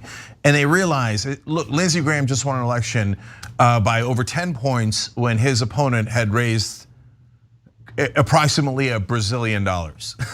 Jamie Harrison way outraised Lindsey Graham and still lost. And so what the takeaway that Lindsey Graham got out of that is, as long as I can get my conservative base to show up in South Carolina, it doesn't matter how much my Democratic opponent raises or anything else. So I just got to keep them happy. And how do I keep them happy? I keep telling them lies about how Trump actually won. I keep telling them I'm going to keep punching liberals in the face politically, right? And so that's what he's doing here. And I guess from his point of view, that might even be smart political strategy if you're a Republican in South Carolina. And Ted Cruz wants to run in 2024. Sad day for him. New report out, Trump thinking about running again in 2024 while he pretends he didn't lose in 2020. I love that irony, okay? But Ted Cruz, the cuck, has to go in there and go, yes, I mean, if Trump runs again, I will of course let him call my wife ugly again, and I will again beclown myself by phone banking for him. But for the moment being, Trump voters, I love you, I'm totally on the same planet as you. He didn't lose at all. Vote for me in 2024, even though Trump didn't lose. So that's what they're up to. But Anna, the Doug Collins of the world that you mentioned, that makes sense. He lost in the primary. He's got nothing better to do anyway. He's a rabid right winger anyway. He's trying to angle for a job in that sphere, right? But what's amazing is today, Kelly Loeffler, who actually advanced to the runoff in Georgia and is the current sitting senator in Georgia, and David Perdue, the other sitting senator, also going to a runoff, came out and asked for the Secretary of State's resignation in the state of Georgia. So now why is that amazing? Because the Secretary of State in Georgia is Republican, very, very Republican.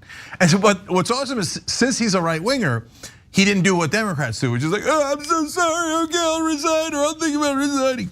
No, he's a Republican, so he's like, no. I can't curse, but and he didn't curse, but that was the equivalent of buzz off, right? He's like, no, we ran the most transparent election, and by the way, all the experts agree about Georgia. And he's like, I will not be doing any such thing, and I don't care what you guys are trying to do. So now that's the Republicans going to war against each other. And the reason for that is they're throwing the guy under the bus for no reason to aid and abet their lies to try to get their conservative base that believes in nothing but lies to show up and vote for them. I mean, it's just so pathetic. I would be terrified if I were a Republican lawmaker or a Republican official of some sort, because everyone's vulnerable to these insane conspiracy theories. Anyone can be thrown under the bus, and it's absolutely pathetic. But I do want to move on to a lighter aspect of this story because it exists. If you were online at all over the weekend, there was just Trump's loss is like the gift that keeps on giving. This next story is an example of that. Hello, I saw a dead person voting for Joe Biden in Philadelphia. His eyes were glassy, he smelled like a corpse, and he walked up to the check-in table and said, I have awoken from my eternal slumber to feast on the brains of the living and also vote for Joe Biden. So Donald Trump has refused to concede. He has lost his re-election bid, but he doesn't want to admit it. And as a result, his campaign has set up a so-called fraud hotline to collect alleged reports of election fraud. Of course, they've provided no evidence of election fraud. It is an unfounded nonsense accusation that the Trump campaign is using to cover up for the fact that they failed and that they're losers.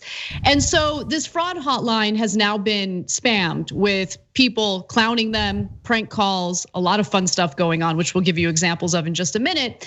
And as Jonathan Swan from Axios tweeted over the weekend, Trump campaign aides manning the voter fraud hotline described mostly fielding prank calls from lefty teenagers and dealing with some disturbing unsolicited adult images. So we gotta give you some examples. Like we just gave you an example in that cold open, but this next video is fantastic. But before we go to it, I gotta give you this context. Remember that Donald Trump told his supporters to vote twice, to vote by mail and then show up to the polls and vote in person on the day of the election. That's important context for what you're about to hear in this prank call. You said you had already voted for the national election in Detroit? Yes. And you went to the polling location in Kalamazoo for what purpose? To vote. I thought you said you had already voted in Detroit. I did. So you were going to vote twice? Yes. I don't think you're allowed to vote twice. Why wouldn't I? If the Democrats can do it, why can't I? Because it's not allowed, it's illegal. That's what we're trying to find what the Democrats are doing to stop them from doing that. I'm just worried because I saw what happened in Detroit, and so I'm trying my best to help. And I know that, I know some of my family members had been doing it to help Trump out because we care so much, and so I just didn't know.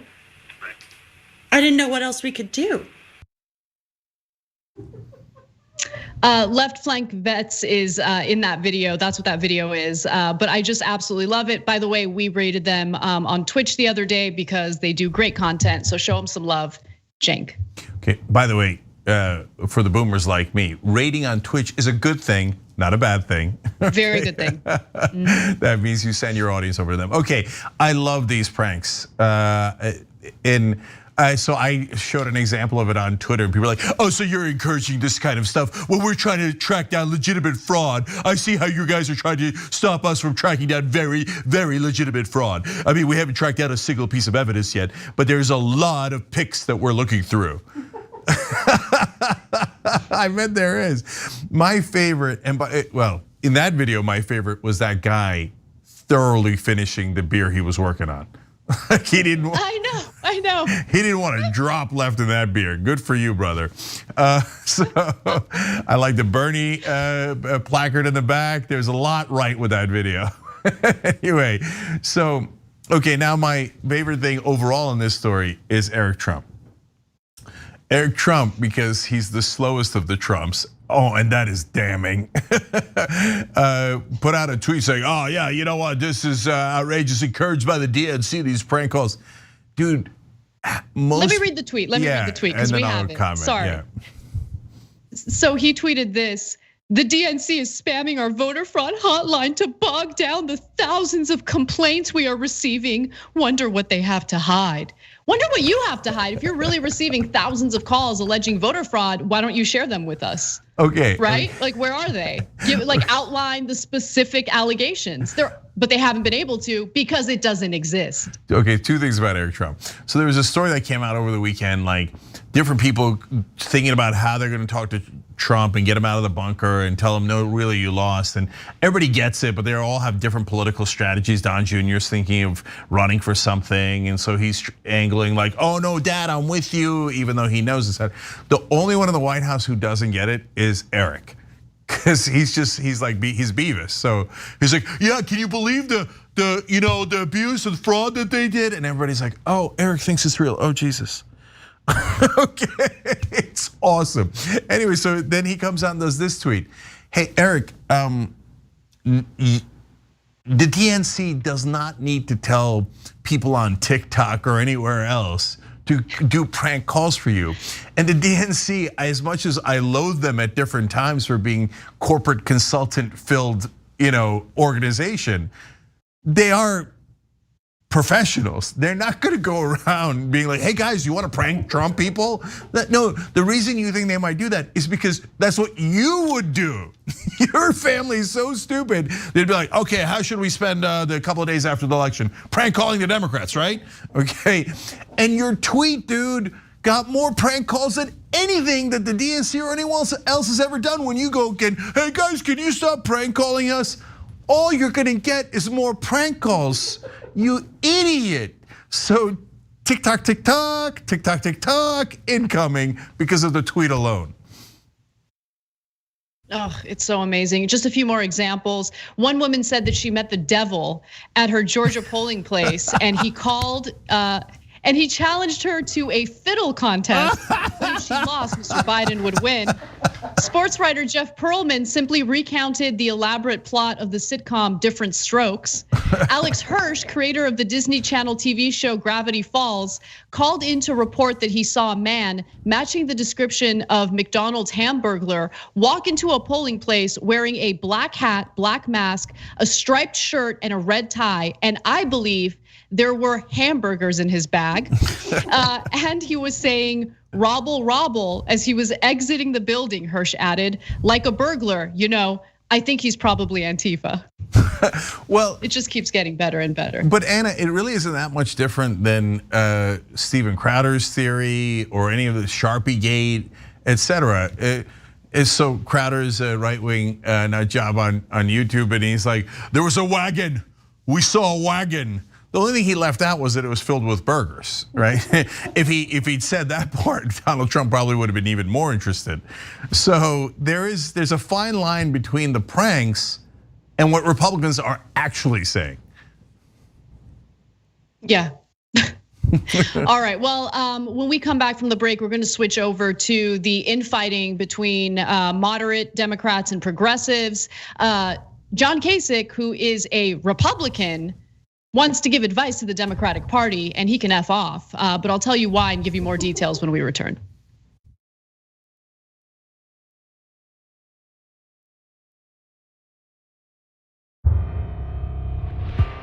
Like all small businesses, we're struggling through this pandemic right now. We are doing a drive to keep TYT healthy. We want to be able to keep doing it, and it's been a Herculean task. Ready for transport. We're trying to raise $2 million overall, $200,000 a month if we can. If you can, and only if you can, tyt.com/go. Seriously, because we can't sustain this show without you. So thank you for making all this possible. Where else can I feel as free as I do here to do what I do? And I wouldn't be able to do what I do if it weren't for all the people who have really carried us throughout the years. You're our ultimate boss. We report Yes. to you guys, and if you don't like what we're doing on air or we're not telling the truth, boom, you fire us. We're not the Young Turks, you're the Young Turks. Keep TYT alive, healthy, wonderful, awesome, independent, progressive. Keep it all those things. In fact, we have a new theme, Press On. Get it? It's a double meaning. TYT.com/go. This looks like a conspiracy. This looks like a scheme to defraud.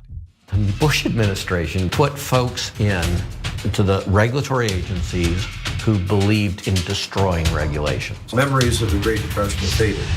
I stood on the floor of the Senate day after day attacking what they were trying to do. They just generated all this junk, took home huge bonuses, and then when it collapsed, they said, oh, not us. What they ginned up was pure extortion, putting a gun to the head of Congress. Time and again, they heard the devastation that was happening in low and moderate income communities caused by bankers, by lenders, and they chose to ignore it. I understood that the SEC was not merely a weakened version of what it was supposed to be. It was an agent of Wall Street. When no one's enforcing the law, the criminals take over. Many of you already know that the TYT Army has been officially organizing for the past year. They're making decisions on which candidates and elected officials to help and always coming up with ways to inform people about progressive policies. Now, we want to give a huge shout out to some special volunteers and highlight accomplishments of our TYT Army. In Michigan, State Leader Tara West and Captain Justine Robinson organized the team's first Beer and Politics. How fun does that sound? Look, they thought of this idea at one of their monthly meetups in order to help connect TYT supporters and grow their team's volunteers. Here's what Tara had to say. Our first Beer and Politics event in Grand Rapids was a success. We had 5 new people show up who are enthusiastic about TYT. They all found out about our event through our text bank, and they liked the laid-back nature of our get-together. Looking forward to connecting with them next month and hopefully meeting a few more. Thank you, Tara and Justine, for leading the way in Michigan. To learn more about the TYT Army and how you can help from home or even start your own team, head to tyt.com/army. Check your spam folder for lost emails to stay up to date with our events. You wanna know how you could save money and save the planet? Hello, I got an awesome option for you guys. Aspiration.com/TYT. You plant not 1, not 5, 10 trees when you sign up. You know what trees do? Not a big deal, but one large tree can provide a day's supply of oxygen for up to 4 people. That's 40 people's oxygen just by signing up at aspiration.com/TYT. Sign up for a free spend and save account right now at aspiration.com/TYT. I'm Mike Shekels, and I'm the Director of Technical Operations. So if you're frantically tweeting at us that something's broken, thank you, because I'm fixing it. This here is Johnny Greenwald. I'm Manager of Post-Production Technology. Simplest terms is I deliver the content. And this is our master control room. We have many, many more destinations than ever before, and we created this room to consolidate it, to make sure that everything's going out is up to standard, so we meet all of our contractual agreements.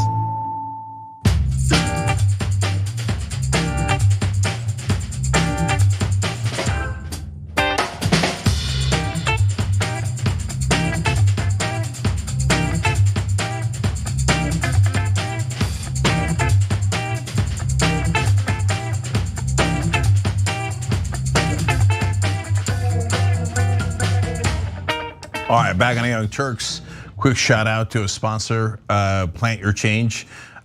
If you want to hook up your current credit cards or debit cards so that they round up to the nearest dollar and plant a tree for every time you round up, even if it's just rounding up 2 cents, then go to tyt.com/trees and get your information from there. I did a really cool contest with Aspiration over the weekend where 4 people had won it to talk to me after the election, and we did a private Zoom call. And one of them said, well, I signed up for Aspiration just to plant trees.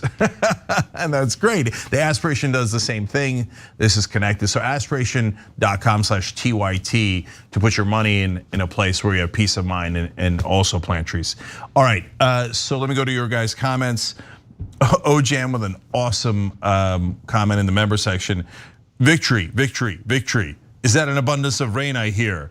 LOL, for real though, it's okay to take a victory lap, breathe a deep sigh of relief, and then we get back to work. There's no shame in taking a moment to smile though. 100% right.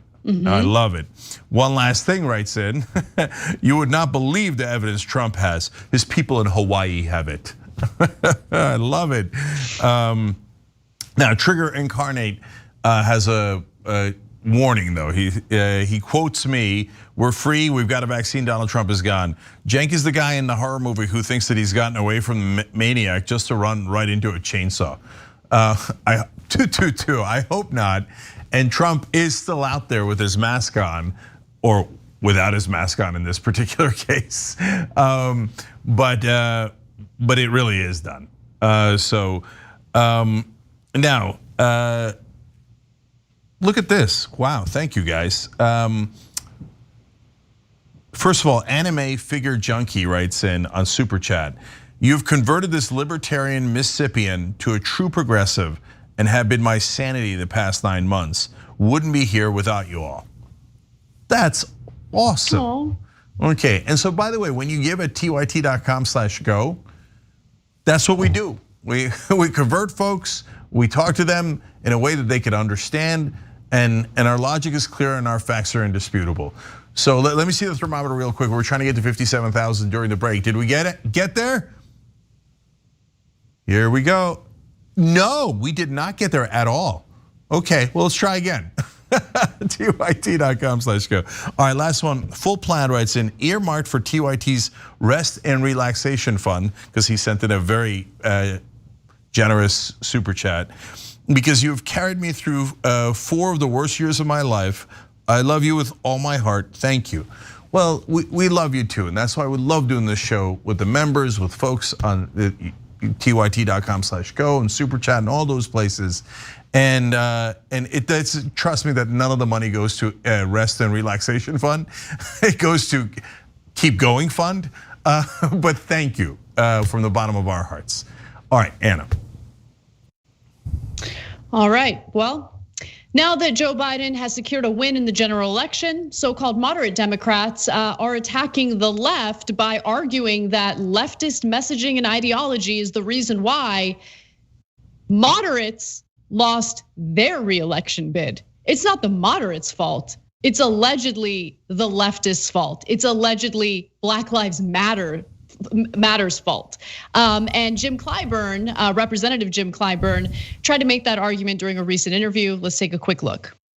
I can tell you about the 1st Congressional District of South Carolina. I really believe that that's what cost Joe Cunningham his seat. And I can also tell you about the Senate here in South Carolina.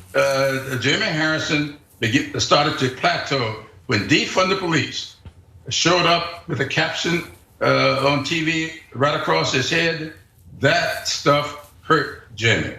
And that's why I spoke out against it a long time ago. Right. I've always said that these headlines can kill a political effort. We are all about making headway. And I just hope that going forward, we will think about each one of these congressional districts and let people represent their districts. Now, progressives didn't lose any seats. In fact, there were progressives who decided to challenge incumbent Democrats, people like Jamal Bowman, for instance. You also had Cori Bush.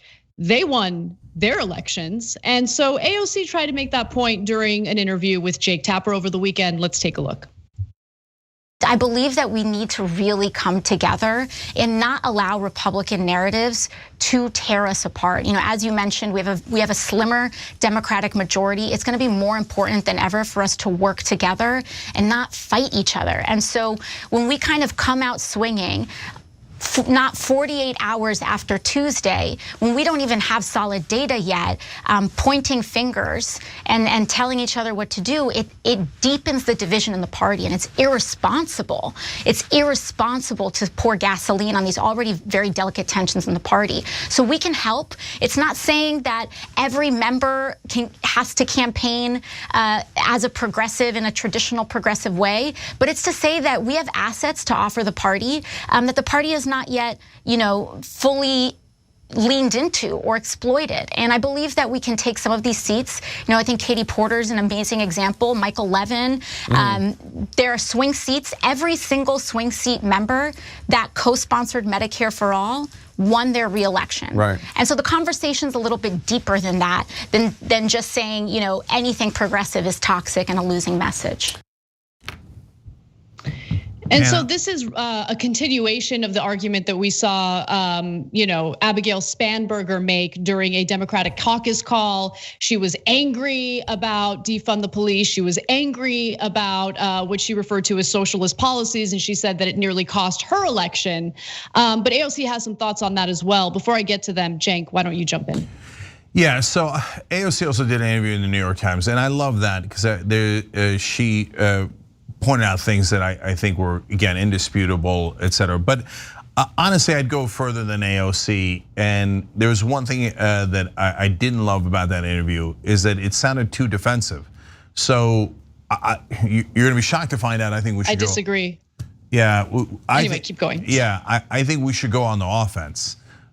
So when I say we, in this case, I mean progressives. We're constantly defending. Did we cost? They charge you guys cost us the election, which is what they do every time after they lose. And then AOC does a good job of defending, but there's no one out there going, no, wait, I got news for you. You cost us the election. Nancy Pelosi, Chuck Schumer, you told us that you had this great battle plan. You picked Amy McGrath in Kentucky. She got annihilated after having more money than God. You picked all these candidates who got clowned. So there's one person definitely responsible for the loss in the Senate. His name is Chuck Schumer. So the losses in the House were less, but perhaps even more surprising. And the person responsible for that is Nancy Pelosi. Second person responsible is the person that's the head of the DCCC, Sherry Bustos. She's already stepped down because she barely won her own election. So why are we having a conversation about progressives? We should be having a conversation about, should we replace leadership? The answer, by the way, is definitely yes. Yeah, okay, I agree with you on that. But you know, I can't blame AOC. I think she did do a good job in defending progressives and their ideology. But honestly, it was kind of incredible how quickly moderate Democrats immediately started attacking progressives. Immediately, like they didn't even take a moment to celebrate the fact that what they were fear-mongering about this entire time, right, Donald Trump, they didn't even take a second, a breather to celebrate the fact that Biden had defeated him. They immediately started playing offense. And what do we repeat on this show over and over again? The fact that Democrats, when it comes to Republicans, never play offense, never, never, never. But when it comes to progressives in their own party, again, they don't even take a breather. They immediately start throwing punches, and they're absolutely wrong. If they've learned all the wrong lessons from these congressional losses, they've learned all the wrong lessons when it came to this general election. They are being lured in and seduced by like the John Kasichs of the world. If you want to be a Republican, then register as a Republican, leave the party. But if you're not going to fight for the values that the Democratic Party allegedly believes in, then what's the point of being a Democrat? One other thing I want to bring up for Jim Clyburn and all the other Democrats who are like, you know, pushing back against this incredible movement to do something about policing in this country.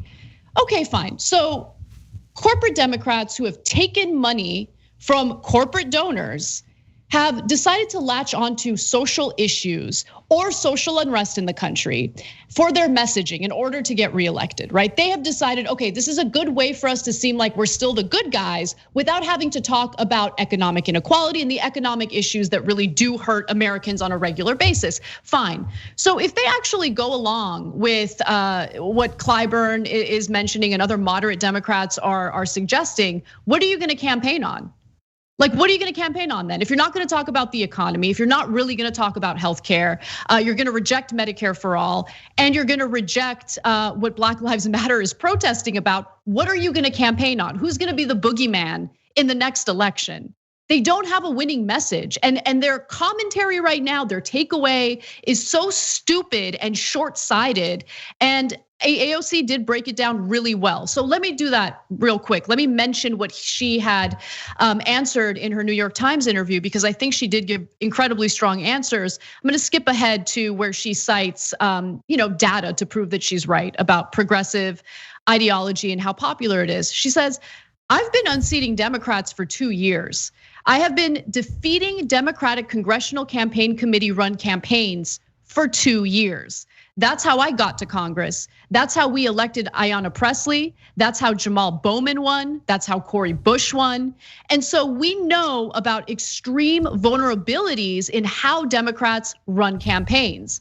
And then she talks about the lack of digital outreach and canvassing when it comes to these Democratic campaigns. She says, I've looked through a lot of these campaigns that lost. And the fact of the matter is, if you're not spending $200,000 on Facebook with fundraising, persuasion, volunteer recruitment, get out the vote the week before the election, you're not firing on all cylinders. And not a single one of these campaigns that lost were firing on all cylinders. I mean, it's very Hillary Clinton-esque, right? Don't take any responsibility for your failures. Find some other scapegoat, whether it be Russia, whether it be the progressives, just don't take any personal responsibility.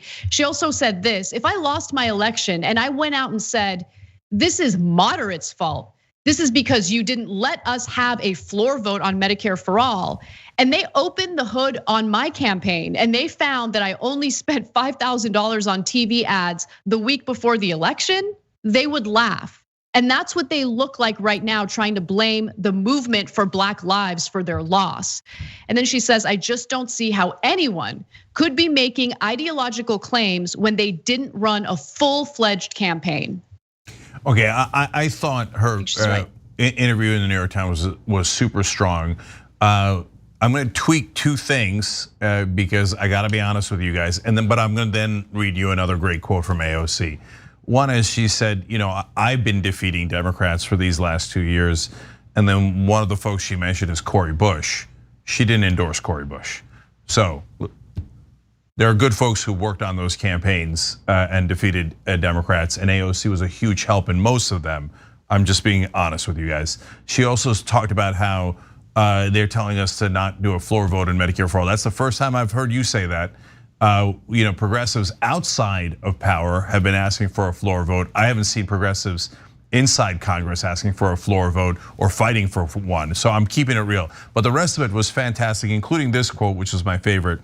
If you are the DCCC and you're hemorrhaging incumbent candidates to progressive insurgents, you would think that you may want to use some of those firms, but instead we banned them. So the DCCC banned every single firm that is the best in the country at digital organizing. That's 100% right. And so that's the blacklist. They're like, oh, you guys who are really, really good at beating incumbents in a way that we said was impossible. The best that we have in the Democratic Party, none of you are allowed to work for us. Well, then you wonder why you lost, okay? So the idea of taking help from progressives is an anathema to them. Taking help from Republicans, oh, they love it. They would do that in a second. But that's why they dislike progressives more than they dislike Republicans. Anyone arguing otherwise is being ridiculous and Pollyannish and not really attached to the facts. But I want to back up AOC's other claims even more. So Kara Eastman, for example, did lose in Nebraska's second. It was a 4-point loss. It was a tough loss for progressives. She was not an incumbent. Max Rose, on the other hand, in an easier district in New York, was an incumbent and had massive advantage of being an incumbent. And he ran as a conservative Democrat. Yay, Donald Trump's policies, except I call myself a Democrat. So did he lose by less than Kara Eastman? No, he lost by 16. And I can give you a dozen more examples just like that. In every race where you compare a progressive to a conservative or moderate Democrat, the progressive Democrat did significantly better in similar districts. And Katie Porter is a progressive Democrat, and in a very tough swing district, she won by 7 points. It's almost as if the voters like strength and want you to fight for them instead of fighting for the other guy, because if you fight for the other guy, guess what? The other guy wins by 16 points. We got to take a break. So let's do that when we come back, the John Kasich story that I promised you.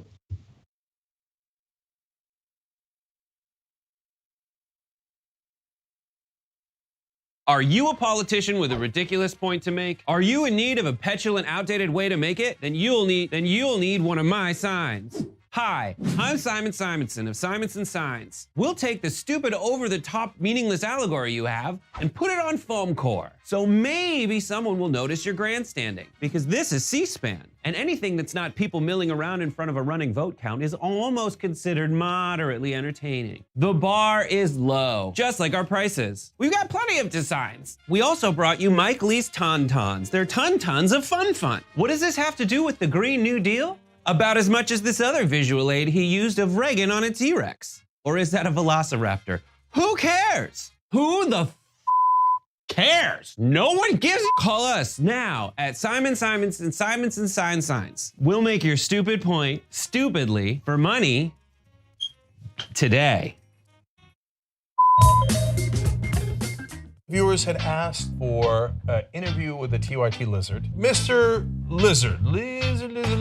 Ooh, you changed colors today. Nice. I don't even know how you feel about us. Do you even like us? Well, you guys made me this awesome house, so I'm kind of in your debt. I was found outside on the street, and you gave me a home. Granted, it was a really crappy home for a while, but then through the power of fundraising, I became a person who has a multi-level Trump-style mansion. You do. By the way, you've never looked better, man. Normally, you're just green or just brown, but today you're in mid-lizard, right? I'm not very smart. I'm a lizard, so I don't know how the science works. I guess this is just my mood. It's not every day that thresholds like this are broken. I'm just so excited. I can't contain my pigmentation. And now you're showing it off. Yep. Yeah, I've never seen the lizard like this before. What Cenk and a few other people are trying to do is give us a different perspective on reality, the reality facing the middle class and working people, not just the billionaire class. We're here to press on and carry on the work that we've been doing that's so important. We've begun to turn the press a little bit. 2 years ago, they would have never covered Booker. 2 years ago, they would have never covered Bowman. This is where it started in a lot of ways. Why is TYT the leader of the progressive media? Because we try to unite people. We give other people a platform. We help other progressive shows. We introduce people to progressives they've never heard of. We help progressive candidates, and sometimes they even win.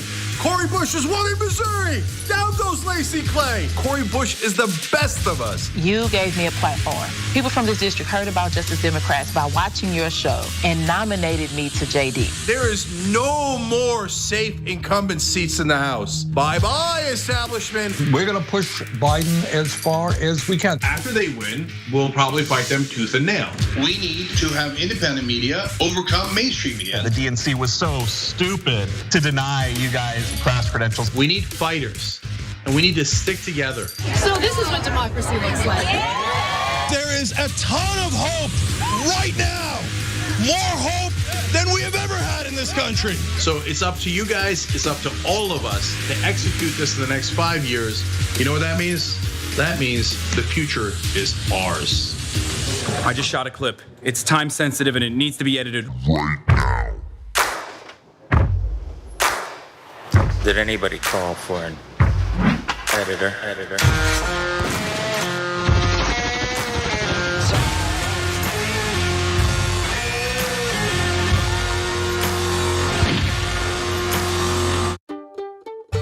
Need this in an hour. But you're an editor too.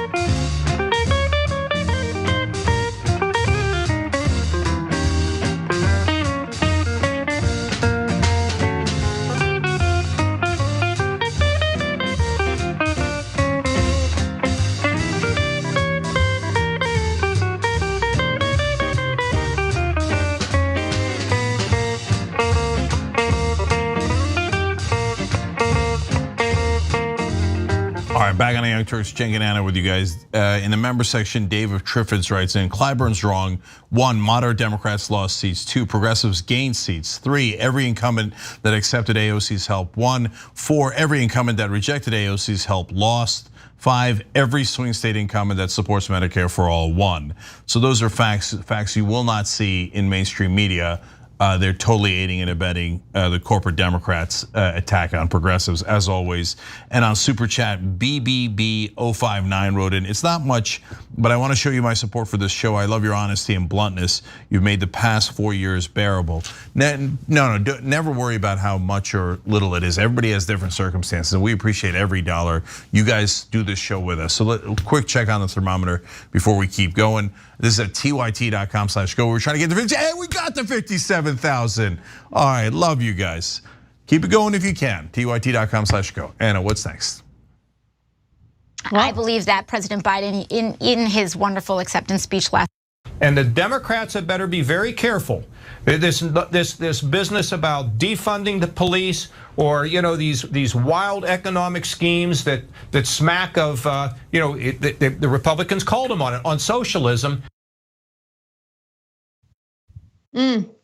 Well, that is former Republican Governor John Kasich, who ran in the Republican primary in 2016 and failed miserably. But now he's in the business of giving Democrats advice on what they should be doing, which is absolutely pathetic. Remember that John Kasich was chosen to speak at the Democratic National Convention, which was shameful to say the least. But let's hear more of his gross Republican rhetoric and terrible advice to Democrats. I want to be clear. Now is the time for Democrats, and I believe Joe Biden will do this, to begin to listen to what the other half of the country has had to say. I think that the other half of the country in many respects has felt as though they have not been listened to. They feel stuck economically. And it's going to be up to the Democrats to listen. We have to listen to what those folks, those Republicans, all across this country has had to say. And frankly, those Republicans have to understand what Democrats want to do, because if they want to improve health care, that doesn't mean they want Medicare for all. There is no socialism in Joe Biden. What? So he's referring to half the country, meaning Republicans, who feel that they haven't been listened to. Let me just remind you that more than 90% of Republican voters supported Donald Trump and thought he was doing a great job. So they just had 4 years of being heard by an incompetent buffoon. And I got word for you, if they thought that Donald Trump was doing a fantastic job, I don't think that we need to listen to what they want to do for the economy. The economy has been a complete and utter disaster for the vast majority of Americans under Donald Trump, but apparently they don't have a problem with that. They think he's done a fantastic job. AOC has responded to him, so have other members of the squad, Rashida Tlaib and Ilhan Omar, and of course they're pushing back against this. But let me just say very clearly that John Kasich is not someone who represents the best interests of Democrats. He's not someone who basically responds to the best interests of the American people, which is why his own party's voters rejected him in 2016. And so there's one more video of John Kasich that I want to go to, and then I'll give you AOC's response. Let's watch.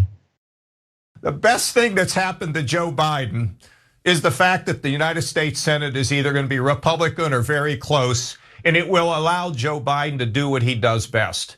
It allows him to govern as a moderate. It allows him to do the things that I've always hoped he can do, and the far left can push him as hard as they want. And frankly, the Democrats have to make it clear to the far left that they almost cost him this election. That people in this country are basically center right, center left. They're not far left, and they're also not far right. Do I think it's possible that you can get something done on climate? Yes. Is it going to be, some new Green Deal? Of course not. But there's reasonable things that can be done. So I think actually he's in a better position today because being pulled from the left isn't going to work. They will not get those things done. And that Congresswoman from Virginia warned the Democrats, you want to talk about defunding the police? You'll have no support. And I think this is an opportunity for Biden to talk about the center right and the center left of this country and what can be achieved. He's referring to Representative Abigail Spanberger, who had a meltdown because she came close to losing her reelection bid. And she decided to blame it on defund the police and so-called socialists. But AOC responded by saying John Kasich, who did not deliver Ohio to Democrats, is saying folks like Ilhan Omar, who did deliver Minnesota, are the problem. Please don't take these people seriously and go back to celebrating and building power.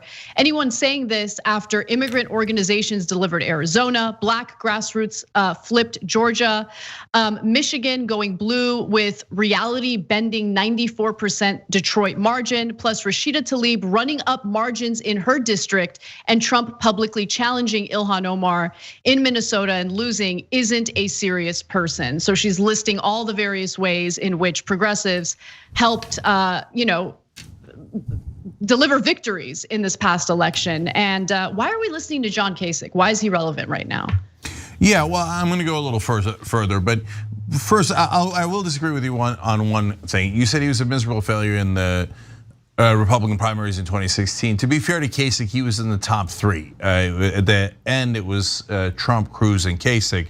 But that's relevant. He lost, right? No, he did. But that's relevant because he's a corporate Republican, and he represented the corporate Republican wing of that party. He didn't win. They chose the more populist path, even though it was fake populism. And Joe Biden represents the corporate Democratic wing of the Democratic Party. And that's why they're actually united. They just, Kasich, who almost won the Republican nomination, is very, very similar to Joe Biden, who did win the Democratic nomination. And Biden is unfortunately, honestly, closer in his way of thinking to John Kasich than he is to AOC. I don't even think it's close. And so after progressives fought all we could to get Trump out of office, honestly, we're repaid by the corporate Democrats instantly attacking us right after the elections are over, and then cable news bringing on people like John Kasich to rub it in as if Kasich is obviously right. Now, the question that wasn't asked is, hey, John Kasich, you said you would deliver Republican voters to Joe Biden, but 93% of Republicans voted for Donald Trump. So, and that's actually better than the polling indicator for Trump. The polling indicated he was going to get less Republicans. So through your help, Joe Biden went backwards with the Republican voters. So did Wolf Blitzer ever ask them, why did you fail so hard in this election? Why did none of the so-called wave of Republican voters go over to Joe Biden? What was wrong with your ideology that it didn't work at all? Meanwhile, as AOC pointed out, what won Biden this election? The cities. 94% in Detroit, otherwise we don't win Michigan.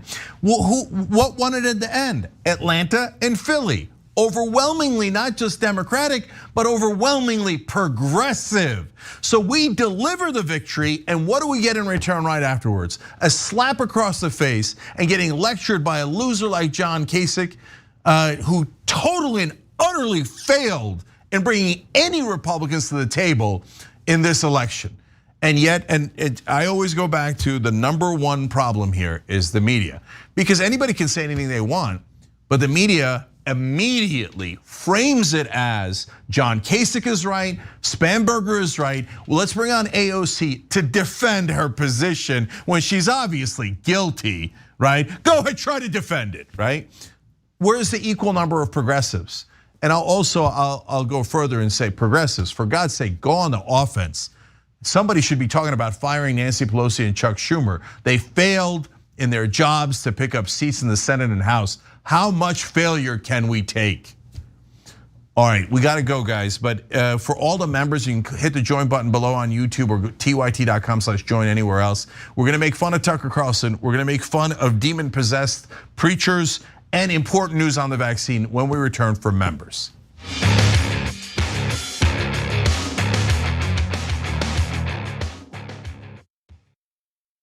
we're very honest that we're progressives. We call the Young Turks home of progressives, and we support progressive candidates. There has been this reemergence of political activism, especially among young people. This weekend was the second Women's March, both across the US and across the world. So these people are not simply marching, they're not simply talking, they're also running for office. And when they do run, they're gonna make a difference. Joe Crowley is congressman from New York. He's very powerful. Why? He raised a lot of money. But there's someone finally challenging him. We need to have representation that advocates as fiercely for working class people as possible from this seat.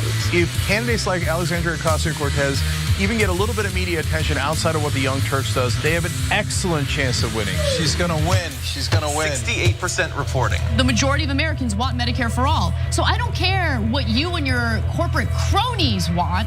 What I care about is what the American people want. We believe in total change. Everything runs on donor money. And that is what we will fight. And that is exactly why they don't like us. We're having fun. It's election night. Alexandria Ocasio-Cortez has defeated Joe Crowley. Here we go again. Ladies and gentlemen, we got him. Down goes Crowley.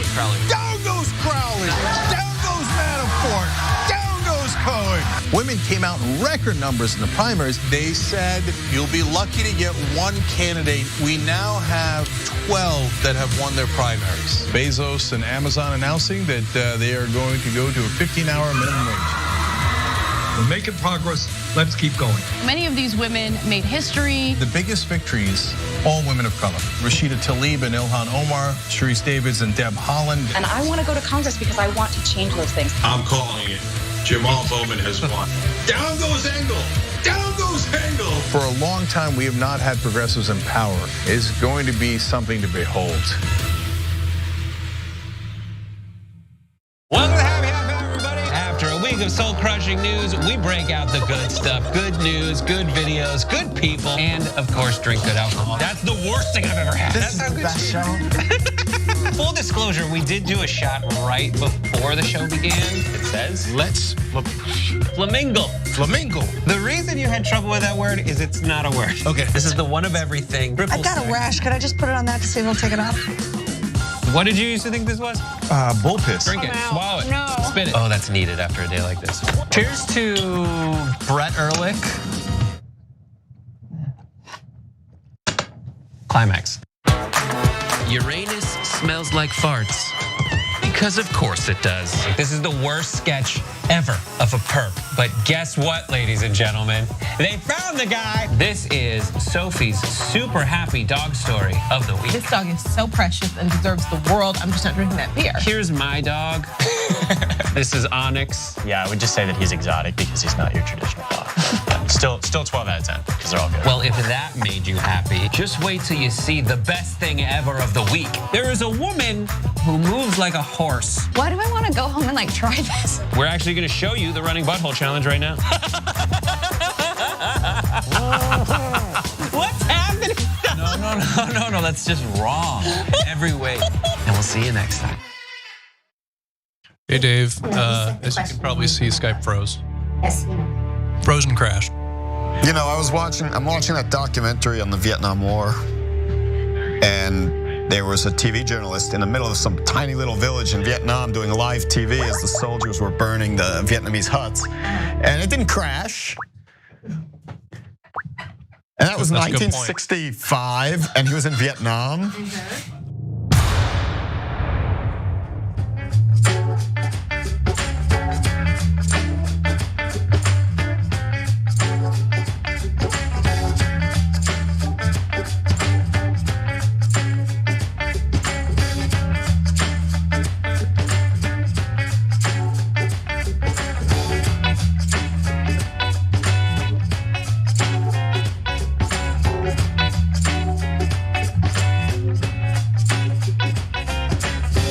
All right, back on the Young Turks.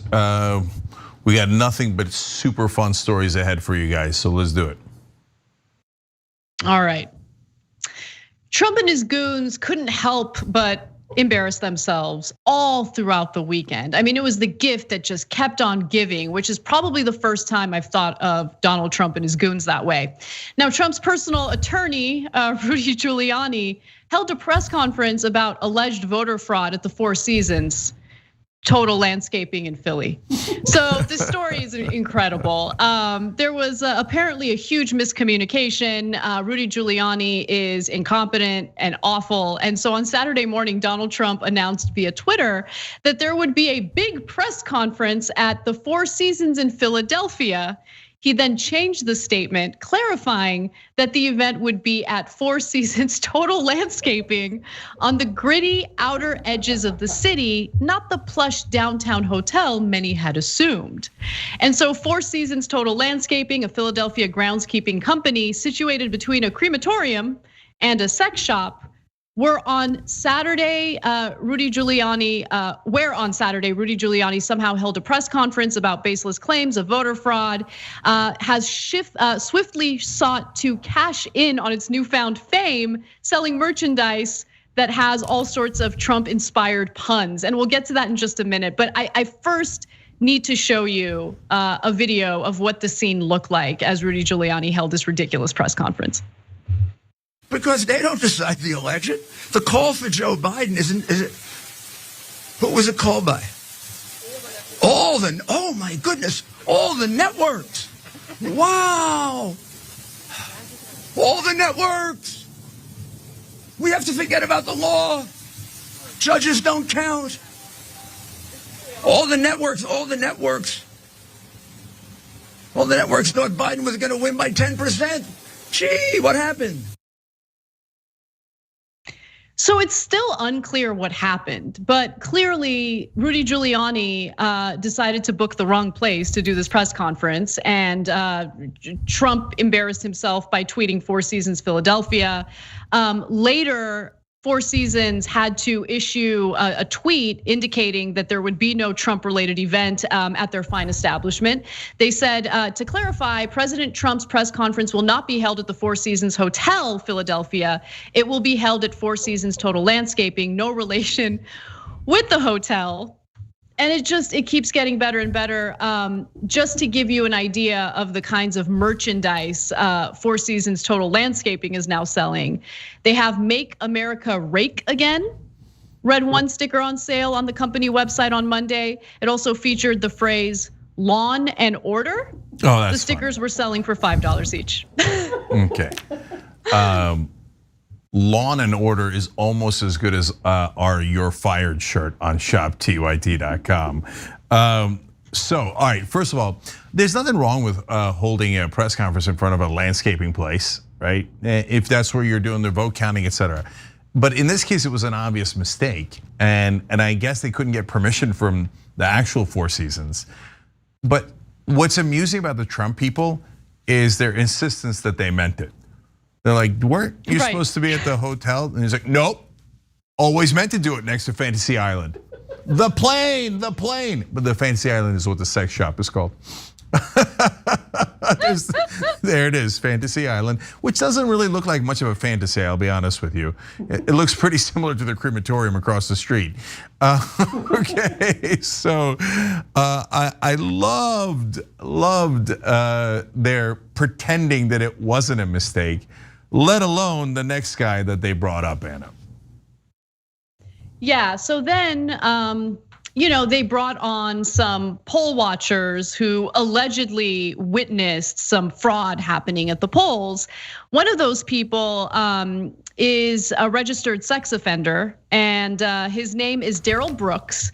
Brooks was incarcerated in the 1990s on charges of sexual assault, lewdness, and endangering the welfare of a minor for exposing himself to two girls ages 7 and 11. QAnon. He was imprisoned for oh my God, I can't believe I didn't think about that. But yeah, I mean, it's just amazing how QAnon is like so overwhelmingly supportive of Donald Trump. They think Donald Trump is like the savior who's gonna actually do something about child sex trafficking. And then at the same time, you have this, you have so many different like sketchy individuals associated with the Trump campaign. But then you have this specific example of Darrell Brooks, who is a registered sex offender, served more than 3 years in prison as a result of what he did. He denies it. He thinks that it was all a setup. But regardless, he was convicted of these charges and served time in prison as a result of that. But no, we should listen to what he has to say about voter fraud. I'm sure he's a credible source. So let's get a load of all the different ironies involved in that. So he's the first guy they brought to the podium after Giuliani. They're like, well, our expert Brooks here. And then people in New Jersey were like, wait, is that the same guy? Oh my God, that's the same guy. Because he always runs for office in New Jersey and he never wins. He's like a clown. He keeps switching back and forth. He ran as a libertarian candidate once, then as a Green Party candidate. Why? I don't know. He's trying different things. He's A/B testing elections. Then in 2020, he's theoretically working for Donald Trump. In 2016, he was working for Hillary Clinton. He's just a Looney Tune guy. And so, but they didn't vet any of that. They didn't check his record at all. It's not that they hired him. You can make a mistake as you're hurrying in elections and you hired a wrong guy who's got a conviction from a long time ago or is a kook or whatever. No, you brought him to the podium, the first guy to speak at the conference with all of the media, with everybody watching. Now, look, here we're gonna show you evidence of voter fraud. And here's our good friend Brooks to tell us he's a what? Oh my God, like, no homework, no preparation, nothing but incompetence. I'm surprised they didn't say that the polls were wrong at Fantasy Island, that the strippers were having problems with the polls. No, the other polls. Anyway, I don't know that Fantasy Island has strippers, but it didn't look like he could muster that up. But the last irony is the thing I blurted out as Anna was talking. The guys who are like QAnon, I mean, they're child molesters in the Democratic Party, it's outrageous. Let's bring on our own child molester to talk about it. They're unreal. Yeah, you know what else is unreal, Cenk? Some of the things that the right wing likes to fearmonger about. And we've heard it all, right? By the way, has anyone done a wellness check on the Cubans in South Florida now that a socialist like Biden has won? Has their property been taken away by the government yet? Anyway, but let's talk about what Tucker Carlson has decided to fearmonger about. So you love this story. Cenk has tweeted about it incessantly, but I do love it myself. So Tucker Carlson has accused President-elect Joe Biden of promoting total uniformity. Okay, that's one of the things that he's worried about. And he's also refusing to cite any real evidence, but he did bring up one thing that he really genuinely believes the left is gonna force every American to do. Let's watch. These people seek absolute sameness, total uniformity. You're happy with your corner coffee shop. They wanna make you drink Starbucks every day from now until forever, no matter how it tastes. That's the future they promise. Everyone doing the same thing. No. It doesn't get any better than that. That's what the left wants. We want to force every single American. There is a government mandate to buy corporate coffee. Okay? That's what the left wants. That's what they've been fighting for their entire lives, for generations.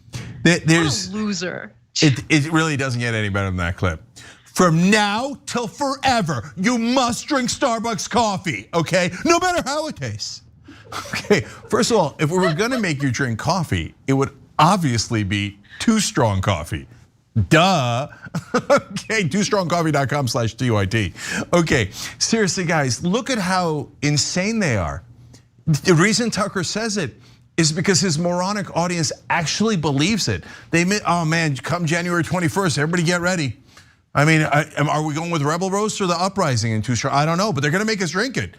They're gonna make us drink it. Okay, what? Okay, like seriously, Too Strong Coffee is at least progressive. Starbucks, Howard Schultz almost ran to ruin the chance of the Democratic Party winning the election as an independent. And Starbucks is a giant corporation. Why would we make you drink Starbucks coffee? That doesn't make any sense. Why would we care? Why would we care? We don't care. I don't care what you're drinking. I don't care what you're eating. I don't care what your poop schedule is. I don't care. We don't care. Like, we want simple things, okay? Just simple things that help people survive, like affordable housing, or I don't know, making sure that people don't go hungry or healthcare. We don't care what you're drinking. Do whatever the hell you want. He's insane. And look, he's insane, but he's not dumb. And you're right, Cenk. He fear mongers about things as ridiculous as coffee because there's some portion of his audience that buys it. I don't think Tucker Carlson himself is dumb. I think he's actually a pretty savvy person, and it's unfortunate that he has such a disastrous ideology. But like, look at this guy. Look at this guy. Really? Really? They want to make you drink Starbucks every day from now until forever. That we're gonna force people to drink a certain type of coffee as if our lives are so sad and pathetic that we give a crap about what people are drinking. Yeah. No, Anyway. but the compulsory part of it and making the Republicans drink it is my favorite part. Like, Commandant, have they drunk the coffee yet? No, but we're making them around the clock. We've got people in Kansas and Wyoming, and I've got reports that Bob hasn't drank the coffee yet, but we're working on it. Eventi, good. Finally, Bob comes in with Eventi. Why would? Look, guys, I guess Tucker Carlson thinks our lives are so bad and uninteresting that like the most fun part of our lives is making him drink coffee. Like checking in, okay, second time today, oh, thank God. But I can't, it's so funny, but there's something serious in there that they really, really believe that we are trying to control their lives and take away their freedom. But we're the ones that are for more freedom, not less freedom. We want to be able to control our own bodies.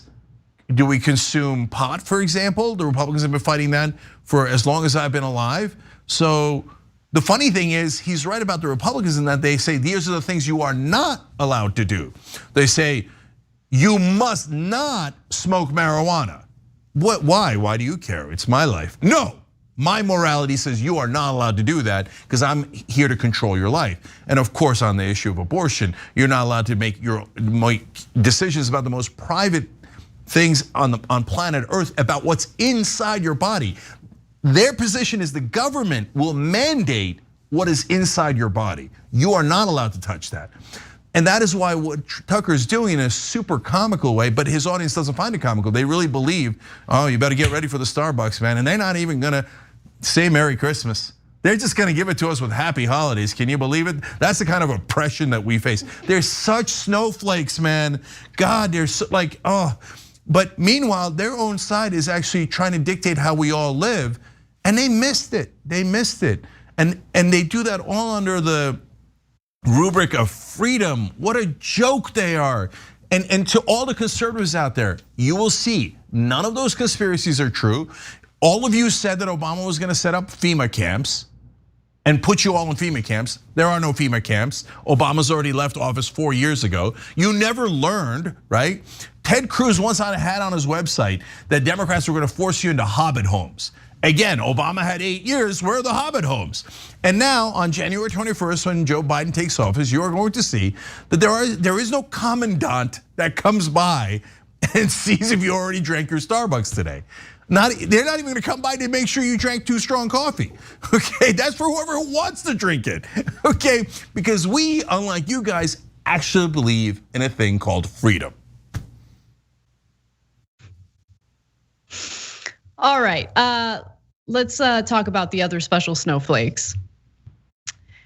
Donald Trump supporting religious grifters are. Hold on. What happened there? Hang on, Anna. We have to reset something real quick. Sorry about that.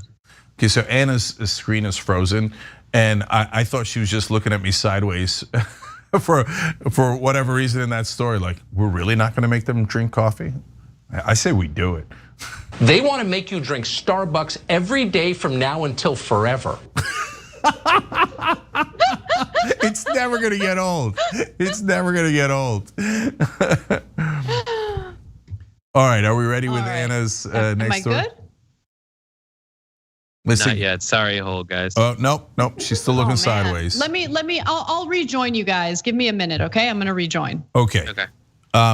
So all right, I'll fill in what she's gonna do the next story, but she's gonna rejoin us in a second. Look, guys, I I couldn't stop laughing about the Tucker thing. That's why I said, I don't forget, I lost track of it. It was 4, 5, 6 tweets about it. And I just love the idea of people being like, did that mother drink the coffee? Okay, and oh, there she is. Okay, she's back. Okay. Hey. And that Tucker clip, we're gonna show it to you 1,000 times. Okay, on Inauguration Day, we're gonna be like, drink. Okay. All right. Anyway, let's give you the next set of kooks. All right. So Trump supporting religious grifters are taking the fact that he lost his re-election bid really well, starting with Kenneth Copeland. Media said what?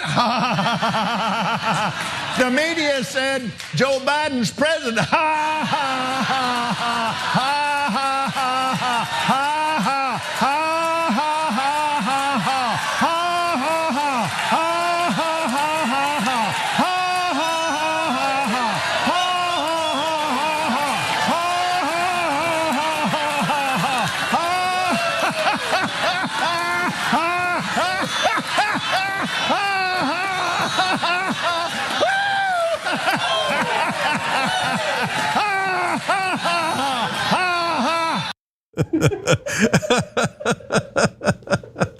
Anna, can I just say, okay, if you go to any random insane asylum in the country right now, you will not find anything crazier than that. Okay, seriously, walk in. You won't find anybody you see. You'll be like, oh no, Copeland by a mile, wins by a mile.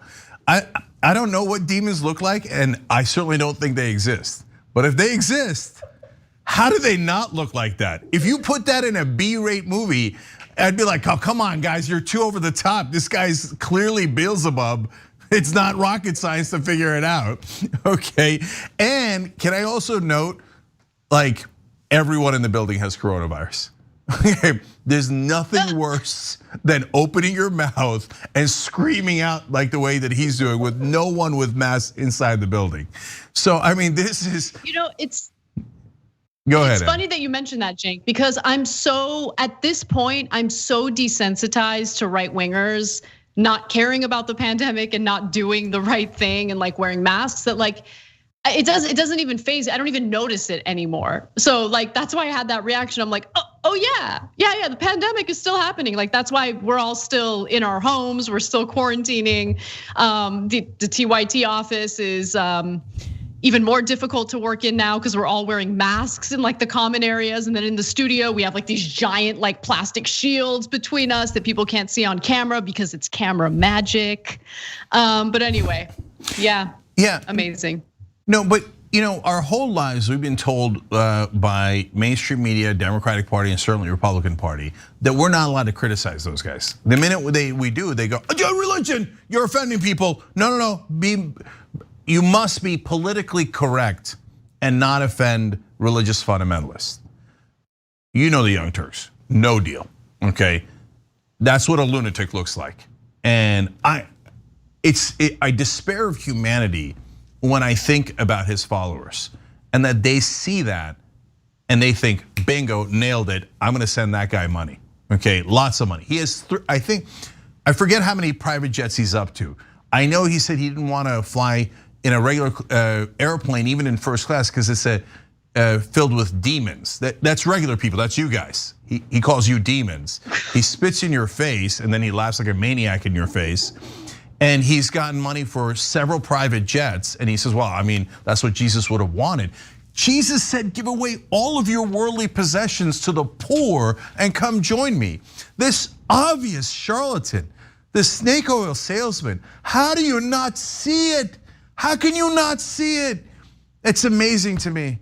And it's a fun story because they're so nuts. By the way, I should note for the record that Joe Biden actually won. So all that laughing about the idea that Joe Biden might win.